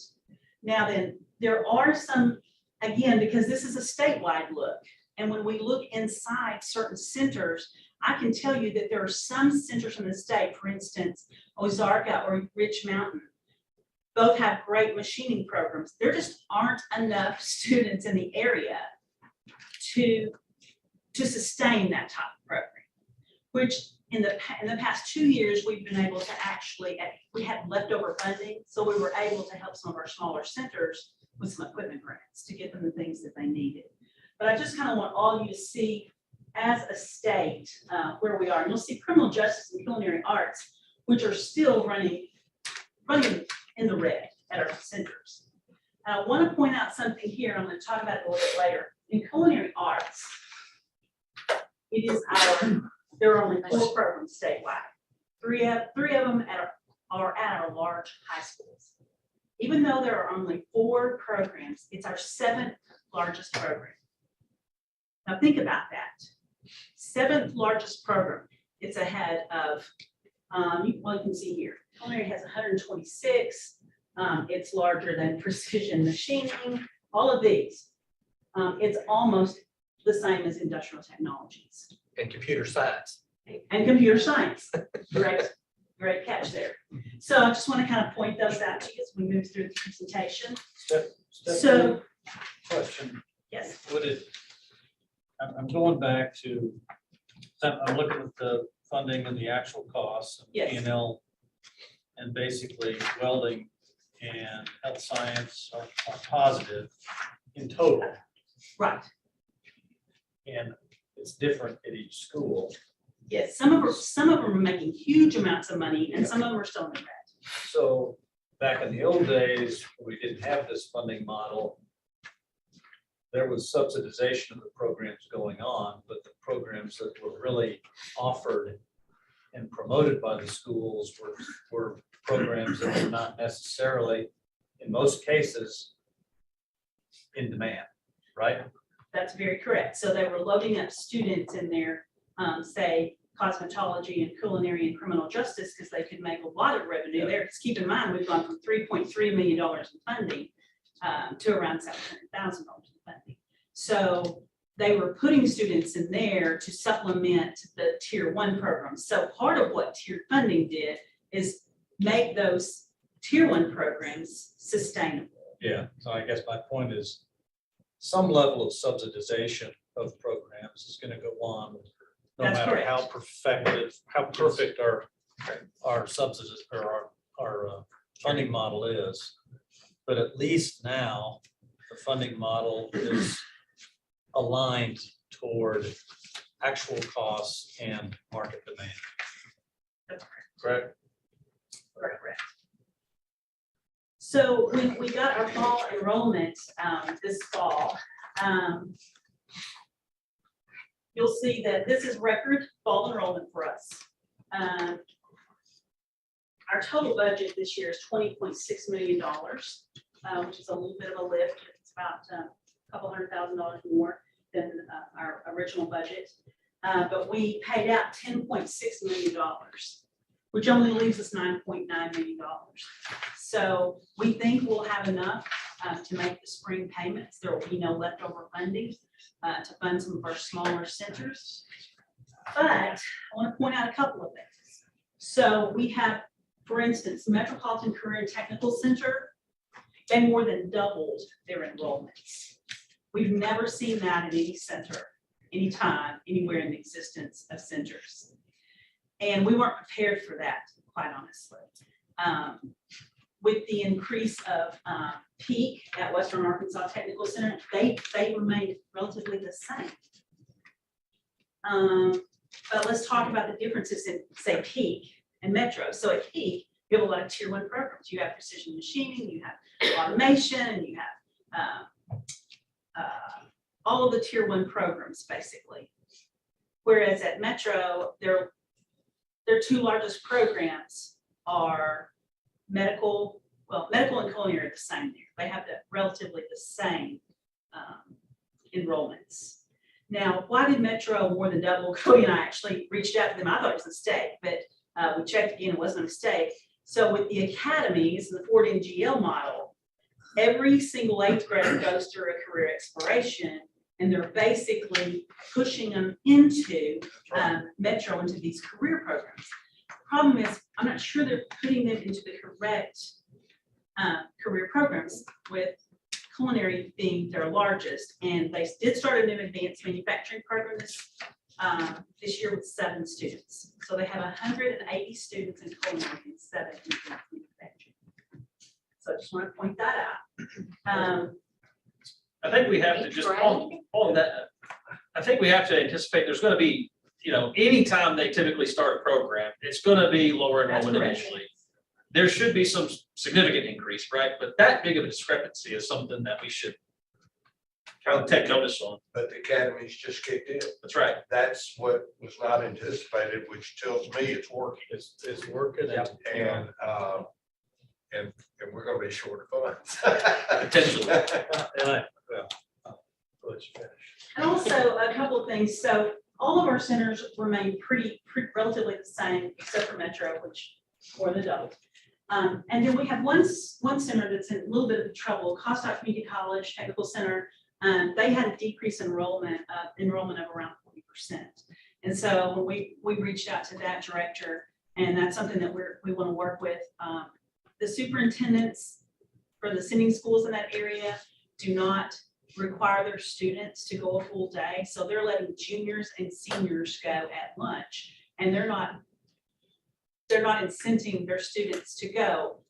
So Cossatot lost 40%, around $150,000 in revenue this year. So Cody and I always want to have some provisions to help great centers like Cossatot, where they have at Locksburg. They have a wonderful industrial maintenance program that is heavily subsidized by Tyson, and Tyson hires right out of that program. So that's a problem. So we have centers, again, I want to reiterate, we have centers on high school campuses where you have a built-in audience who are putting dozens of students into programs that don't meet those, that on the first slide, when I show you our key industries, they don't meet those goals for the state. Yet we have great programs like in Cossatot that are suffering, and we may have to subsidize because we're not directing students to those great careers. So wanted to show you kind of where we were on enrollments. So the current budget may not support growth. So if you consider that Metro is going to continue to grow, if you look at Peak, it's going to do nothing but grow. Saline County Center is going to continue to grow. We're bringing on Northwest Arkansas Community College, who we hope will expand opportunities UAPTC has not been enrolling students for the past 3 semesters. We're bringing them back on this spring semester. In addition, as you know, part of this is access. The governor, one of his goals was to provide access to these centers to students all over the state. And that last piece happened in Piggott. So we're going to have a great program in Piggott where it's not going to be a ton of enrollments, but I'm just telling you that enrollment is going nothing but up. So this year's budget is $20.6 million. ADE has notified us that for the fiscal years of 24 and 25, it's been raised to $21.816 million, which is a $1.3 million increase. That still may not be a million, which is a $1.3 million increase. That still may not be enough. Here's our possible solutions, gang. We could find increased funding, which is our belief that Cody and I discussed this ad nauseum. It's our belief that we need probably between $4 and $5 million as an increase. Not all of that increase would go towards enrollment funding. We feel like it's really important for us to be able to hold back $1 million to $1.5 million every year for programs who need help, like our small centers or like CASA that I just mentioned, and also to expand equipment, expand programs to help with facilities in some cases. So we may need to increase the funding. The other thing we could do is reposition programs within that tiered structure. So we may have to look at welding, which is a very popular program and where enrollment support and sustain these programs. We might have to look at putting that in tier 2. That's one of the possibilities. Another possibility is to cease funding to programs that are not aligned. Again, I want to reiterate that culinary is something that we're looking at because Sherry even mentioned in her presentation, there's not really a career path after you take that course in culinary. So is that where we want to invest? And again, I want to reiterate that 4 programs make up our 7th largest program in the state. So these are some solutions. Why would we not do number 3? And today's not an action item. No, Today is for you guys to mull this over and have some tough conversations.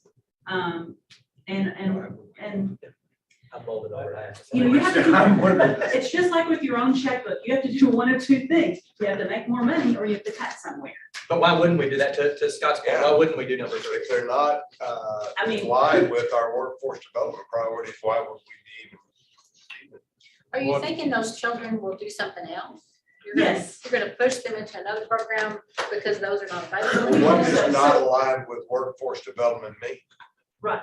It means, I mean, it doesn't align with those key industries on AEDC's page. It doesn't, Cody and I Well, get. it's the hard decision we made 3 years ago about the cosmetology programs. Yeah. Exactly. Right? Yeah, same thing. They were putting people out making $12 an hour or less, minimum wage. And we said, you know what, that really doesn't align. And we were spending a lot of money on those programs, if I'm not mistaken, weren't we back years ago? $2 million, yeah. And we were putting out minimum wage people, and it was an uproar from the career centers, but it was the right decision for our state. And I think too, that the things that you fund, that will help incentivize either a center or school district or that partnership, in terms of what they do think about providing for kids. Because, I think one of the things we need to do is, we need to look at, for example, Metro. There are a lot of kids going there for that program, but you also have at every high school, you also have at least three programs of study with, and more than that actually, the new Southwest High School, fabulous facility with opportunities there. So I think it just gives us an opportunity also to help support that so that this funding can really be maximized for those things that are beyond what a high school probably can provide for a student, and for those students who really do want that accelerated pathway into the workforce. So that's great. Question about the computer science piece of it. I know Senator English passed a law last session requiring all high schools to have computer science and also have a teacher. So noticing that you're in the deficit and thought about what impact going forward if every school has that. Well, every school has a program. And so keep in mind that a high school, it's gonna be a high school elective. Whereas 25 of our centers are on post-secondary campuses where it's gonna lead to, it's gonna be concurrent credit, it's going to lead to an associate's degree. It's gonna offer a little bit, some more certifications in a high school program could. That's a good question, and it's something that we asked. Metro, I would just say, has requested a computer science program. It just came in to my email as we were in this meeting. And so we have to look at how does that program, how do other high school programs, how do their computer science or their culinary programs compare to our post-secondary? And I will say, to Ivy's point, and 3 of these 4 culinary programs, they're in high schools, and if we no longer fund them, I'll guarantee you all 3 programs will keep going, because the school districts will pick those up and fund those through their regular CTE funding. But maybe not at the level they're funded now. In terms of students, they may put a cap on. That's correct. And we could put, I mean, we could put a cap. I really don't want to go there. I really want us to make a decision in the future on these tiered funding, but the next time we meet, I'll have the spring funding or the spring enrollment, and that's what we talked about earlier today. We didn't feel like we had enough information to ask you to make a decision today, but I do want to communicate to you guys what Cody and I and the Department of Education, kind of what we're thinking and what we discussed. Stephanie, just a comment, question. The way we used to fund this, I would analogize, was sort of with a sledgehammer, $6,600 a student. This, we're all getting better, we're learning. This is with an axe. Might another possible solution be with maybe a hatchet or a knife? When, if we look at regional market demand, what are those? Because the demand in Central Arkansas of jobs is not exactly the same as the demand in Northwest Arkansas and all over the state. Would we be smart in looking at our tiered funding? Maybe the totals add up the same, but in Northwest Arkansas, the tiers are structured a little differently because, you know, refrigeration mechanics are of higher demand there, but in culinary may be a high demand up there. But in Central Arkansas or Northeast Arkansas, it's a different mix. I would agree with that. And, you know, just looking at the NWAC presentation, of course, J&P is a great program for Northwest Arkansas. Do we want to do that in South Arkansas? Probably not. Yeah. But regionally, that makes sense in Northwest Arkansas. It may make sense to do culinary in Northwest Arkansas. That's just something that we have to look at as an award and as an agency. And if you'll remember in the presentation, they weren't looking to put dozens of students into that program. The capacity of Brightwater on NWAC would not allow for them to have dozens of students there. So there's a lot to look at here.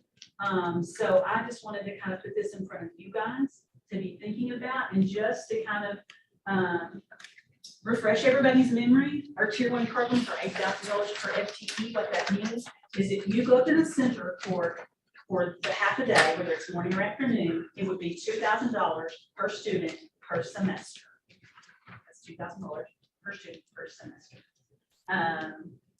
Then on the and both, I'll go back to the tier. So if you've got your advanced manufacturing, you've got your auto service, your automation, robotics, aviation, construction, power equipment, and welding. The tier 2 programs are architectural CAD, automotive collision, which is not to be confused with automotive engineering or services.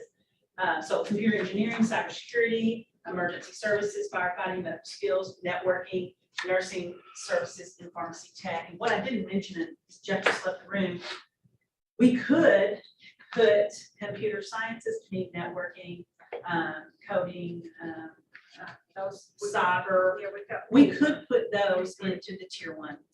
That's another thing that we could do, to boost that up. But I'll tell you, Jeff, what I was just saying is we could put, networking and cyber into tier one. But I'm telling you, what would clear up the being in the red on that program would be having enrollments in it. So to Stacy's point, some of those culinary program students, if they weren't going to culinary, they might be doing networking. I mean, some of the students who are currently in criminal justice and NWAC might do networking if it were available to them. So I think not when you cut a program, you're not taking opportunities away. Maybe you're forcing students into better choices.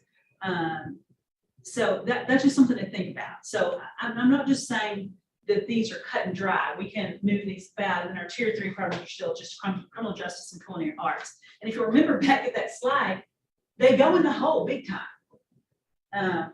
You'll see that this is statewide. Culinary arts is over $200,000 in the red, and the other one, criminal justice is $100,000 in the red. So you've got to figure there's very few programs where they're making any money. So I'm not sure what the draw is, other than it's really easy to recruit students into those programs. It's harder to get a student to understand the importance or the career advantages to going into precision machining or robotics when they can go cook for the afternoon. They can go, but I would say they can go put handcuffs on their friends for the afternoon. That's kind of fun to think about. Well, I mean, when you look at, just take criminal justice and culinary arts, right? Those are our lowest tier. Those are our lowest tier, but we're still spending over $1 million.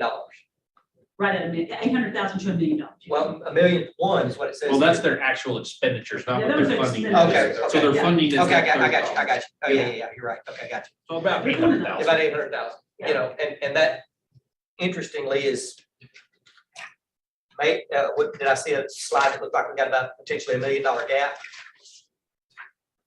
Yeah, between 23 and 24 and 25. Yeah. So it's our gap, 1.3, yeah. you know, in terms of almost our gap between 22 and 23, 24, or 23 and 24, 25. But you can't assume that those students aren't going to go into higher tier programs. I mean, that's why we need more funding, because if they get out of criminal justice and culinary, our hope is that they go to, Of course, yeah. to IT That's or right. to manufacturing. I think, I'm sorry, go ahead, Scott. Thank you. We need a budget. Let's just look at culinary for a minute. How many, where are those locations where culinary is being done? Culinary is located at Conway High School, Jonesboro High School, and Metro, which is a high school program. And then the fourth one is at ATU in Russellville. Are they all losing money, or is there one or two of them? I believe they're all. They're all Now, losing? actually, Jonesboro may be they may have I do a per FTE cost. Right. And it seems to me, and I'm just doing this from memory, I don't want to say, but I believe they're break even or making a little bit in some years. Again, it depends on if it's a year where you spent $200,000 on a new refrigerator or a new stove or whatever, then no, your cost is gonna be $5,000 per FTE. But if it's a year where all you're covering is your instructor cost, you're probably gonna break even. But it's because there's huge enrollment. Do we gather placement and wage data on those programs? No, high schools and, well, even community colleges are not able to give us that. Now, we do gather credentials earned and concurrent credit earned. Because in the healthcare programs, as part of your accreditation, you have to report placement and wage data, right? In the community colleges, in any healthcare program that's accredited. I'm not sure about that. That would be, is anybody? I was a professor Dr. at UAMS Markham? in the respiratory therapy program, and we, Yeah. as part of our accreditation, we had to report wage data and placement data, right? So I would just be curious to know what the wage and placement data is on these culinary arts and criminal justice. Historically, what I can say is we have never had that type of data provided to us, nor do I believe that we really have a very good mechanism to track that at the state level from someone who goes through a career center, and whether they matriculate to a post-secondary institution, you can track that. If they move straight to employment, much more difficult. Now, what I will say is the work that Robert Magoo, DIS, longitudinal data system, all that, as that gets further developed, we will have more access to that data. But right now, we just don't have a very good mechanism to provide reporting on that to help inform our The decision onus was making. on us programmatically as the program Yeah. to maintain our accreditation with the national accrediting body that enables our students to actually sit for their credentialing exams. The onus was on us. And so I'm not saying that the state should have that onus. I'm saying that maybe we should put the onus on the programs to say, hey, we need wage and employment data on some of these lower demand, lower wage jobs. Well, I also think that, I raised Metro, because I think, Scott, to your point, the academies are kicking in. And, we're trying to turn this aircraft carrier. And so maybe all those kids that were in cosmetology are now in culinary. So. Actually, that's probably, But especially at Metro. But I would say, okay, that's a good step. Now we need to sit down with Metro people and say, it's good you're pushing this, but you need to focus on the jobs that these kids can actually have and I'm not negatively talking about culinary, but place more emphasis on, all the jobs that are out of the port or I-30 or, so I just think we're at that next step of looking at the data and retooling our funding model and our communication and adjusting the financial incentives to get where we want to go. And I'm not sure how this works, but I'm staying with culinary. We have one in Russellville. Well, if I was funding for a culinary program, the jobs are in the large metropolitan areas, not in the smaller towns. So I would have in Northwest, Jonesboro, and Central Arkansas, that's all I have. And then they'd have to go to one, if they want to go into that, they're just gonna have to go that direction. Maybe that's part of the solution. I mean, why have welding where there's no welding in the area?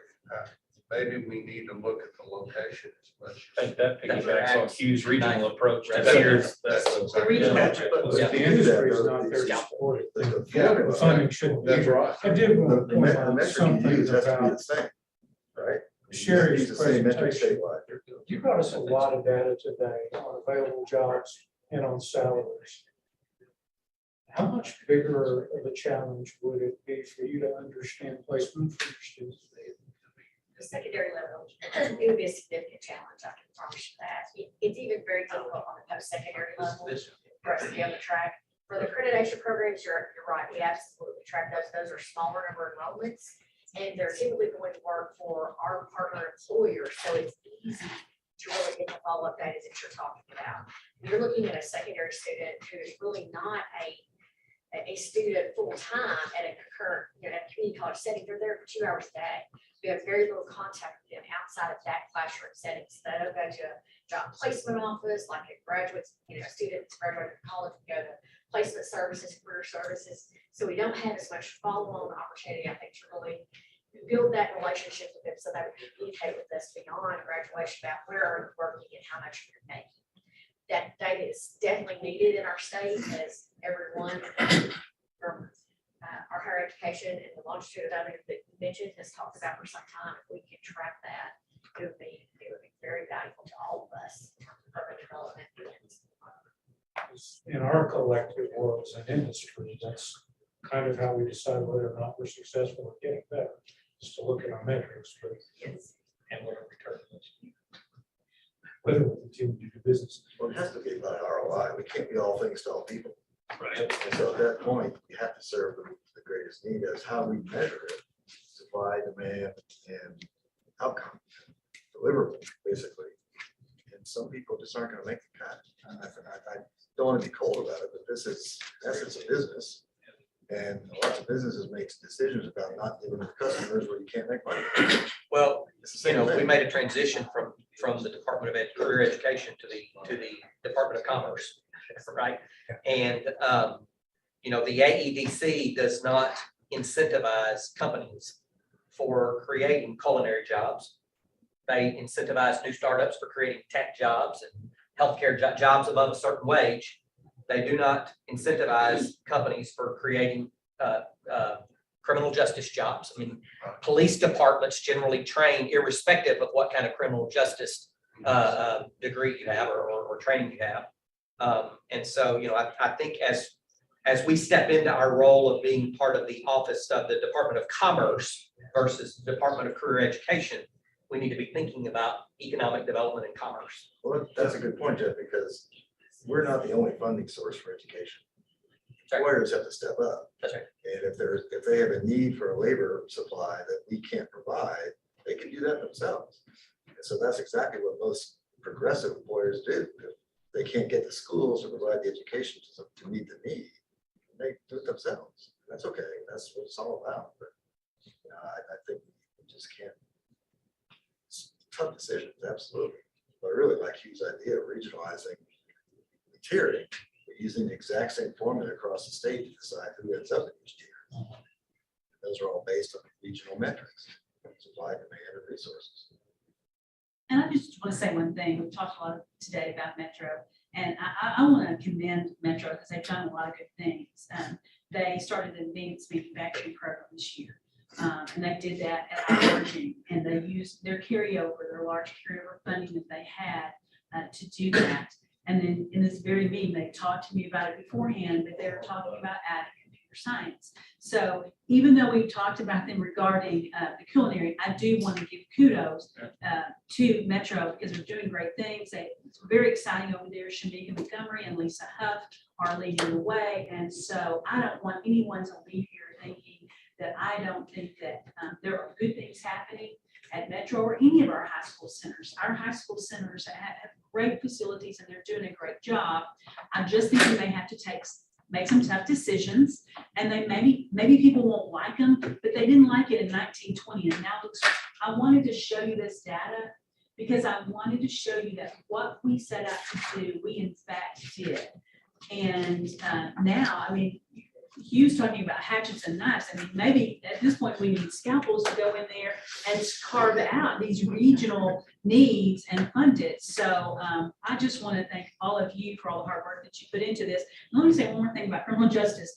When we started meeting that little committee and we talked about the tiers, no one wanted to get rid of criminal justice because it was sort of the thought, and we had college presidents, we had industry people, we had some members of our board, thought it was really important that we kept criminal justice because every community is going to have law enforcement.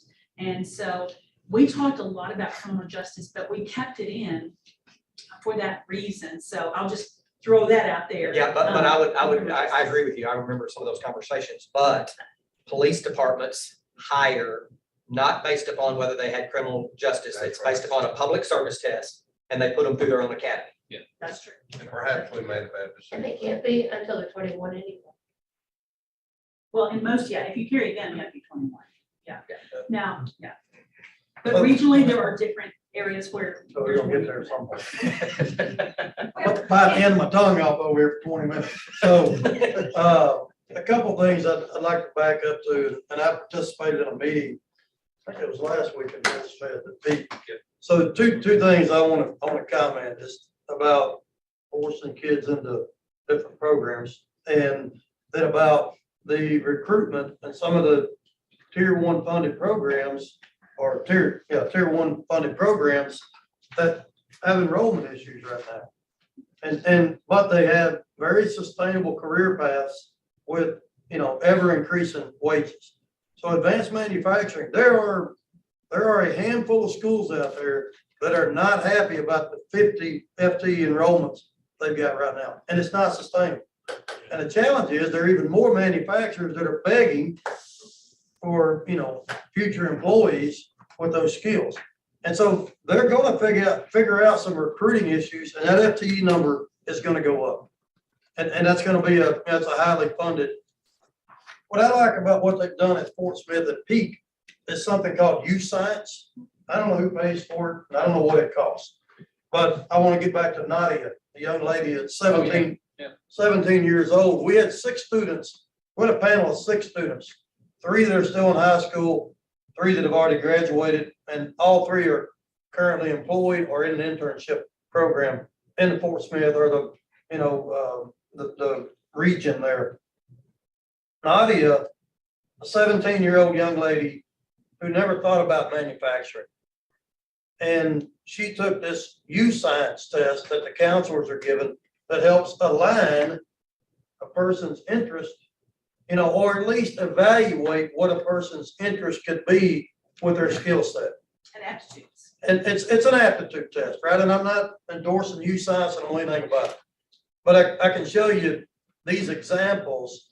And Nadia, just watch Nadia, because in about 5 years, she'll be close to a 6-figure income somewhere.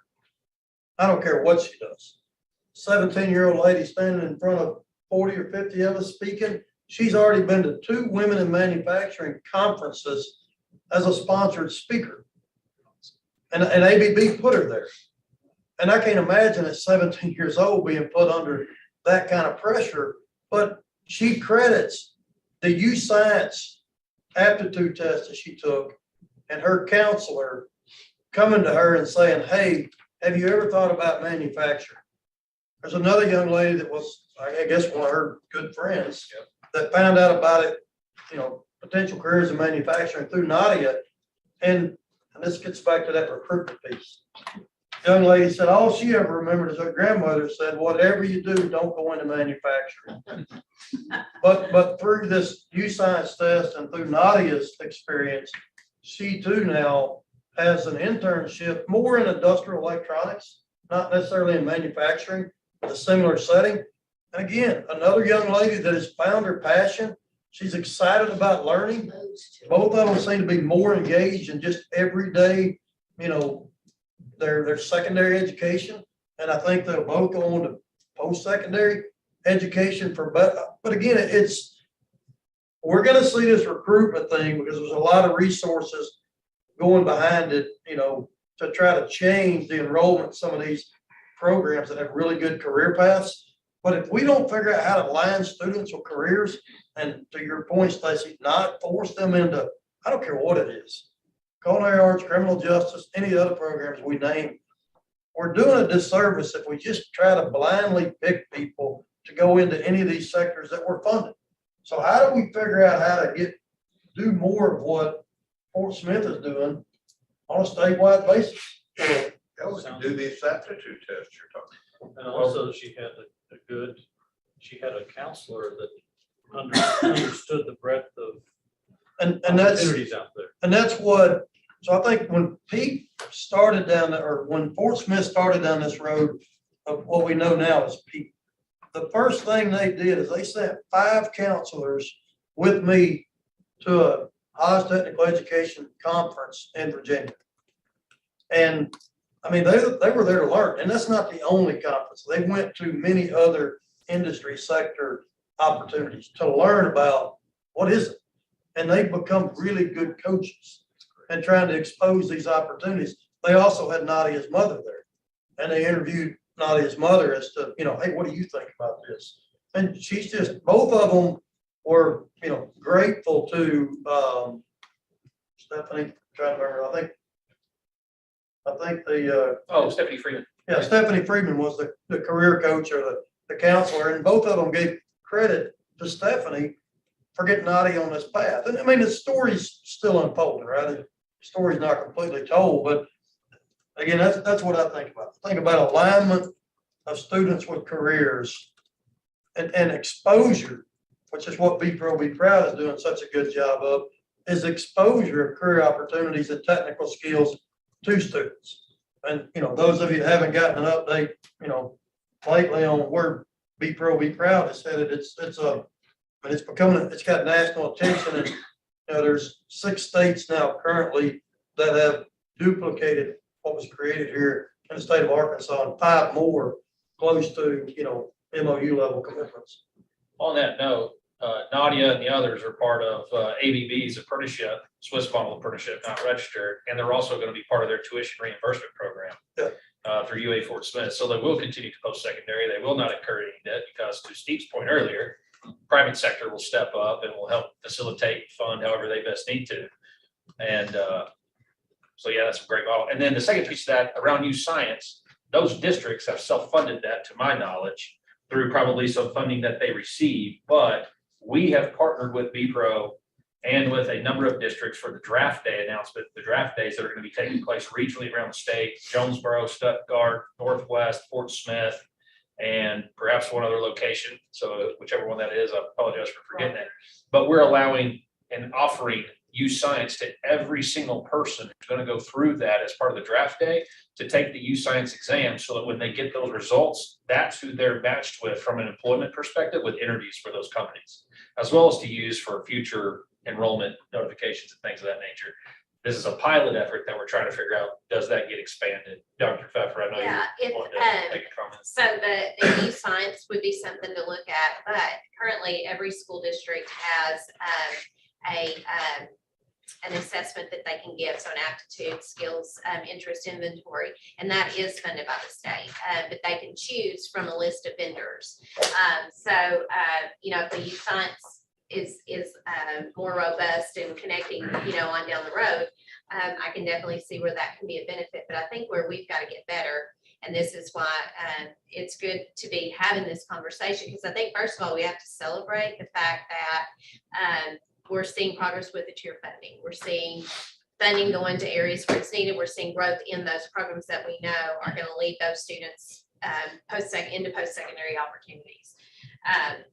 But I do think we have to back it up and do better about when the student success plans are developed by 8th grade, and that's in the law. And we've got to get better at making sure that happens. We also have to make sure that those students see those plans as relevant, and this is pushing them into these opportunities. And you know, they have opportunities to get education and training while they're in high school that none of us ever had. And so I think looking at this, and you said exactly what I was thinking, the alignment piece, that's where probably going back and looking at all of the funding.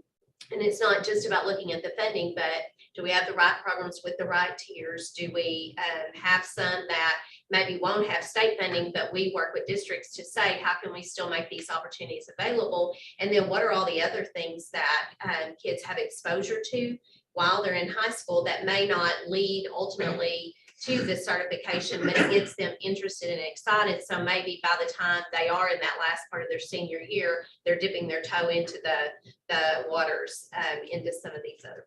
But you know, what I thought about it, I had a few extended conversations with Stephanie Freeman and a couple of other people there that I think are responsible for that, is I thought strategic marketing, because they've got an enrollment problem and they're trying to figure out how to solve it. And just like with, you know, social media target ads profiling you to show you what they think you want to see, they're trying to use some type of information to figure out who are the best students for me to get in front of. And so if we could even in any way suggest to our other programs that have our tier 1 funded programs, especially where we have, you know, employers that need that talent, if we could maybe suggest to them to look at different avenues. And again, I wouldn't know youth science from another aptitude test, and so it's hard for me to endorse one over the other. But some type of strategic marketing to at least get in front of the right audience, rather than standing up in a high school gym or high school auditorium and inviting everybody to all programs, maybe more focused group meetings to help expose that. Just in industry, I know bureaucracy is different, state government, I've learned over 7 years, but I wouldn't do it that way in industry, because I'd go broke. You know, I'd have a more strategic approach to who I was trying to spend my time with. That's all I have. I just want to say one thing about Arkansas Tech and their culinary. Their program is offered, they get a certificate of proficiency through ATU Ozark, but it will transfer on to, they have a hospitality administration program at Tech.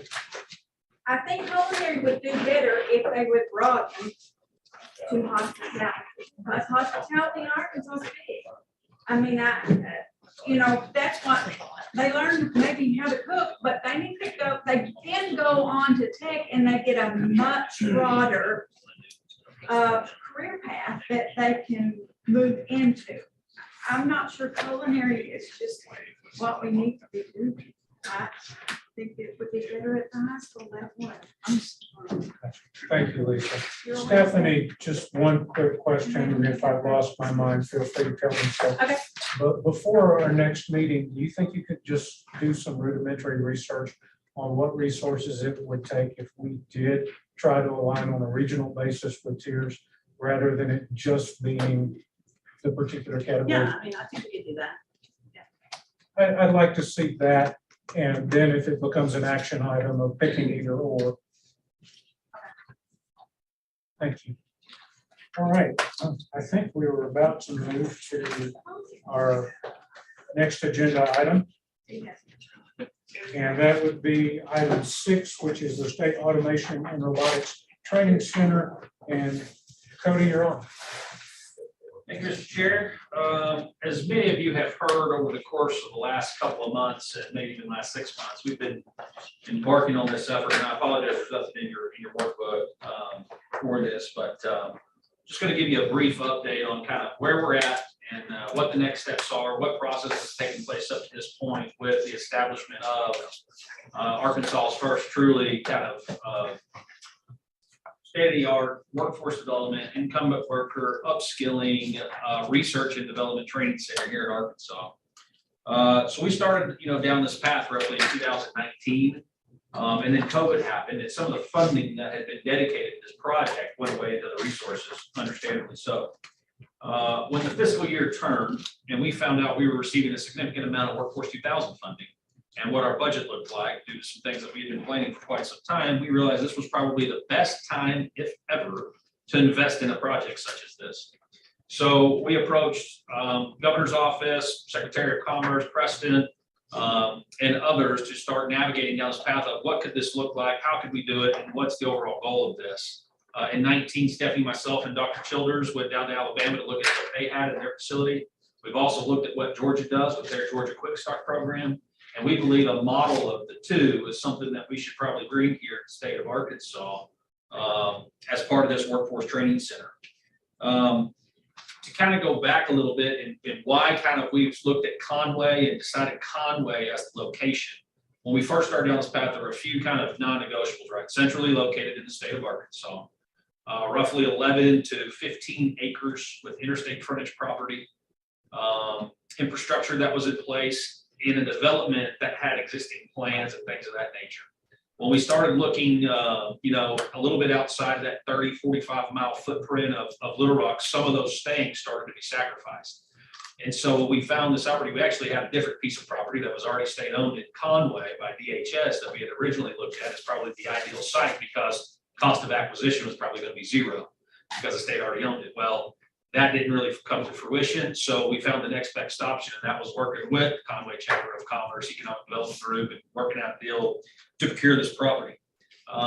In October, we went before ALC peer and legislative council review committees and passed and got approval of a method of finance to approve the land acquisition cost as well as the budget for the design architecture piece to the tune of just over $2 million. And then we also got approval to receive a various temporary appropriation to be able to transfer those funds to ADFA, the Arkansas Development Finance Authority, to be the entity of which will actually acquire the property.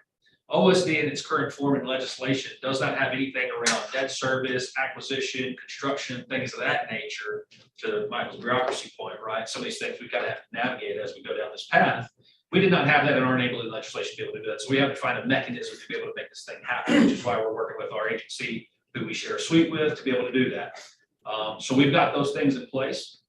We recently received and signed an offer and acceptance agreement with Conway Development Conway Economic Development to procure that property. We are now in the process of beginning that real estate transaction piece. That has been a little bit delayed just because of my family situation and kind of some things that have been going on there. But at the end of this week, we're going to sit down with them and start to get that process moving forward. And a couple of things that I think we should just talk about at a high level, and certainly open to any questions anytime throughout this discussion. Some of the things that I think we need to include in uses for this facility, obviously incumbent worker and new hire training for upskilling, business and economic development, recruitment opportunities. One of the things that's always fascinated me when I go around the country and see some of these other facilities is there's tours happening, right? And maybe they're site selectors, maybe they're businesses, maybe there are other chambers looking to see what people are doing. Being able to have something like that, close proximity to an airport, to be able to bring people in, instead of us having to take people to Danville or take people to Frisco or wherever else we're going, people can now start coming to Little Rock. People can go to Slayton County, Fort Smith, Peak Innovation, Harrison, Arkansas, what they're doing. So I think that's another aspect of this that's a benefit to us. Rapid development and deployment, right? Which is kind of this Georgia Quick Start model, right? Georgia, for some of you who may not know, their kind of incentive package, for lack of a better phrase, isn't necessarily different things, but it's truly, we'll hire the people, we'll put them on the payroll, and we will train them, develop them, and then deploy them back out to your communities for your business. I see this facility not only serving the purpose of Dreamline Manufacturing has 5 people they need to train, right? Hino Motors has 15 people that need to train in industrial maintenance, right? Or whoever the company is, and be able to provide that and keeping those dollars here at stake. Because keep in mind, one of the big reasons we did this was because we started seeing grants from companies sending people to other state-run facilities in the country, sending people to original equipment manufacturers in Houston and in Michigan and in Tennessee. And so being able to keep that stuff here, stay in Arkansas hotels, giving back to the Arkansas economy, and it's a job creator for us, right?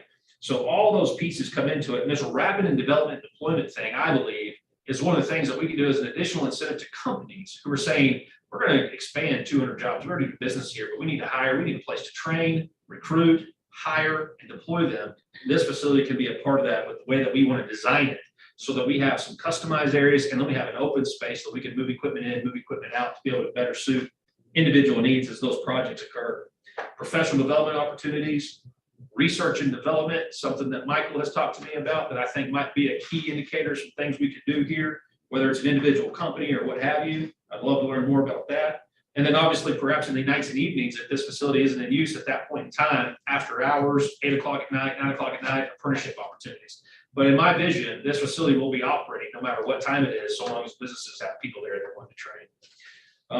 So, you know, we talked about the need for a centrally located facility with sustainable funding. I think that's one of the things that we run into a lot.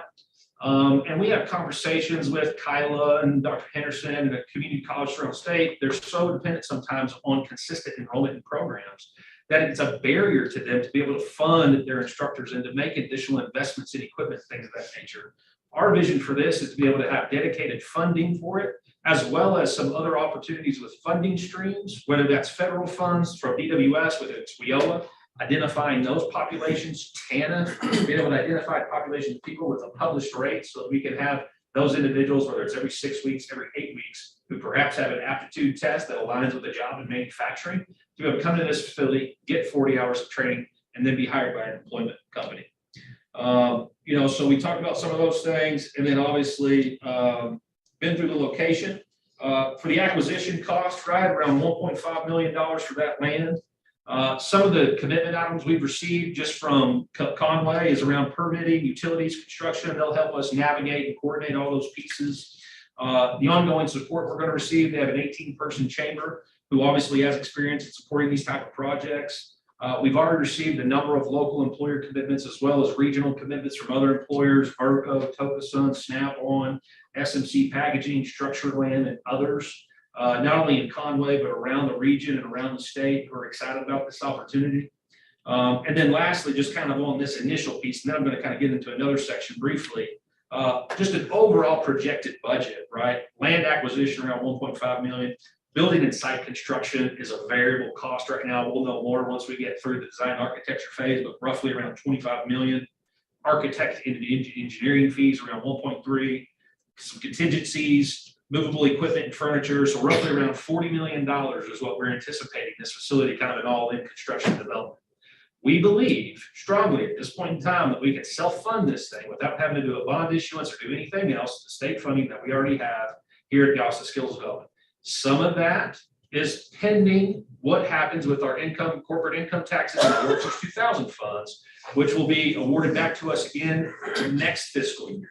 If we receive the same type of funding next fiscal year as we did this year, all indications and all forecasts at this point in time that I've gotten from DFNA, indicate that, we should be in a good place to be able to self-fund this thing without having to do anything differently. And I think that's a positive for us. No debt service, no bond issuances, none of that stuff. From an annual operating expense, we're looking at about $1.8 million, give or take. Some utilities we've estimated with Conway. That's another benefit about Conway is the fact that it can all be one organization that we're utilizing with Conway Corp. Roughly about $75,000. Personnel, we've estimated it's just shy of $1 million. Some materials and consumables budgets, equipment upgrades, again, at about 1.8 million. Some of these things don't necessarily include building authorities, management fees, and things of that nature. And I've already talked through some of the revenue streams that we've mentioned, as well as perhaps kind of a private sector. You want to leverage this facility as opposed to writing grants to us, do all this training and send your people and travel out of state, do all this stuff. Perhaps it's a one-time fee for an annual basis that you pay, and that allows you to have access to the registration portal to register your employees at a time frame for the trainings that you need. During the announcement that the governor made at the state chamber meeting on November 15th, we had a QR code in the book that asked individuals who are in the audience to go on and submit a survey. Some of you had some input into what that survey looked like, to provide us with some very quick feedback that we can at least present today and to kind of take and start moving forward with. We're now about to launch that out through economic development distribution list as well as the state chamber distribution list to kind of get a broader aspect of it. But we received around 25 different responses just from that one day.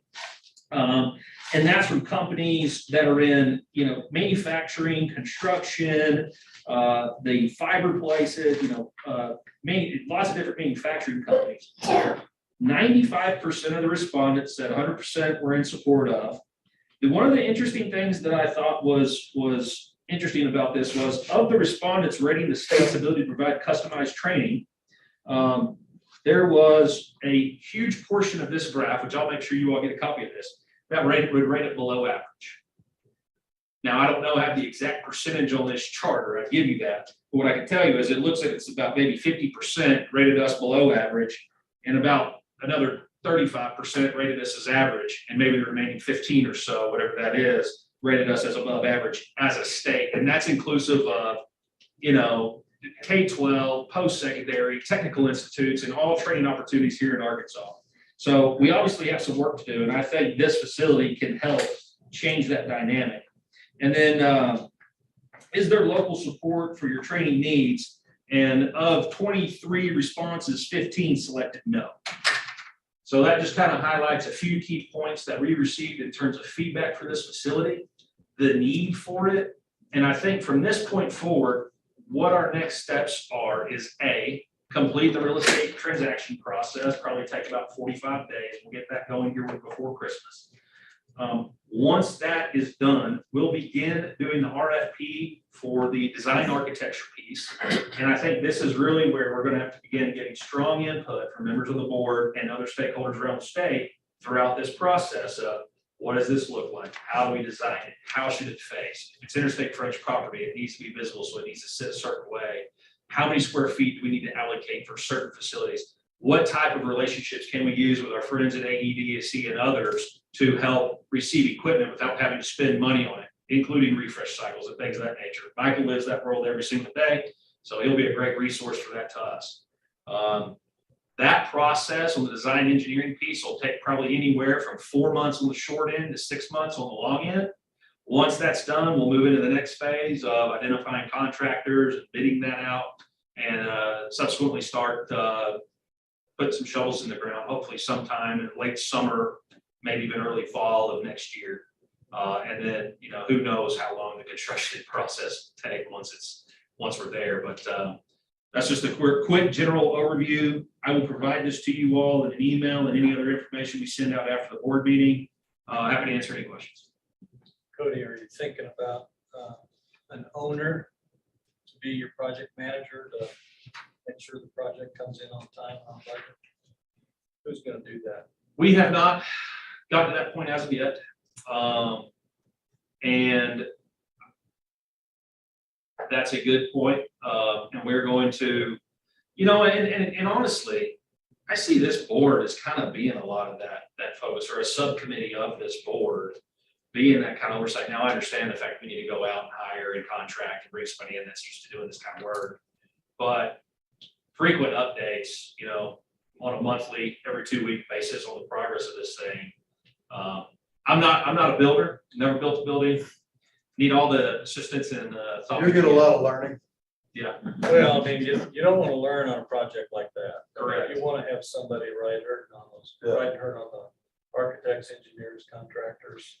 We will be You don't having want this to building be your last authority. job. Building authority will be running all of that for us. So at least all the design, architecture, engineering pieces will all be ran through building authority. All right, well, that's good. So that's A, right? So they'll be the ones to kind of, we'll put the RFP out through them. They'll manage that selection process. Once we've gotten all the responses back in, my anticipation was to have those brought to this board or a subgroup of this board to have all that information presented to us as part of that decision-making process, inclusive of some other stakeholders around the state, members of Conway Development Corp. So we can all kind of have one vision of this thing. There's just a lot of, I mean, I agree with you. I mean, having somebody own that process is can be really important. There's a lot, and the other thing is there's not a lot of experience in this region building those kind of buildings. Yep. There's a lot of things you gotta look out for. And I've had the fortunate opportunity, Tennessee, Alabama, a lot of other, you know, communities and regions that have built new schools or new training facilities. You'd be surprised some of the things they'll miss. And I just sit in on their project overview meetings every 2 weeks. And the things they're about to miss from, you know, that are pretty foundational, you can't go back and change, but they're essentially important to build a manufacturing building. And the access of the building, especially when you start talking about changing technology out. You gotta think about that. And they just don't. But the one thing I know, you know this, but it comes up, and this is just a recent experience from a phone call last night I got from my son, but Windows. Yep. My son's in dental school in Memphis. He was driving down the road last night and called me because he drove past the new Gene Haas Center and it had all the lights on in there and you can see all the equipment. And he knows what it is. But the other curiosity thing is people drive by and they see that technology in there. They start to get a different appreciation or have a curiosity level about, wow, that looks high tech. What is it? You know, I want to learn more. But we've done a good job of, you know, really building our manufacturing facilities and our schools where they're closed off to everybody. And nobody can see what's going on. So we have to have visibility at the forefront of this. I agree. Rights for security. Schools. Even that's a good point, Stacy. Anybody else? Oh, you did have it up on the board. Well, it's on that thing. Oh, I'm sorry. I forgot that I'd sent it. Yeah, but we can't see it. I'll make sure we get it emailed out. I was gonna say, Cody, what's the nearest Lank facility from where this is gonna be? I might defer to Michael, but I do know the Robotics Technology Park in Tanner, Alabama, which is just outside of Huntsville, is a similar type facility. How about west and north of us? West and north, Texas, Frisco, is that one? I mean, that's more of a career and tech ed facility. Yeah. I mean, it's just, So we could be a hub of companies sending their. oh, there's no doubt. I mean, it's a huge economic development tool in itself, but it's also a sustainability for the current manufacturing workforce. I mean, it is, but there's just not, certainly not anything in Arkansas like it, but there's really not many. And we get hung up on this thing of access, and this is something else that we should talk about as an information item at some point. But even the facilities that we've got, the cross use of facilities because of who owns them or who occupies them, you know, it's not available all the time, even if you want to use it for this kind of stuff. What's the estimated square feet? Y'all are- Roughly about 100,000 is what we're shooting for. To put that in perspective, the one in Alabama, I believe, is around 60-something thousand square feet. The UACC Worldton Workforce Training Center is about 65,000 square feet as a close reference. Fort Smith's Peak Innovation Center is about 140,000 square feet, as well as the Saline County Career Center is kind of around that 140,000 square feet. So somewhere kind of in the middle of those two. And that, I mean, we kind of looked at trying to figure out how big of rooms do these things need to be? And that's why when we go to Peak or Saline, I'm like, how many square feet is this facility? So we could try to start getting that in mind. And a lot of these numbers, you know, were based off of the actual construction cost of the Saline County Career Center as a comp. It's not necessarily apples to apples, but a lot of the design piece, square footage, acquisition, all of those things, I based on some information I got from those folks down there.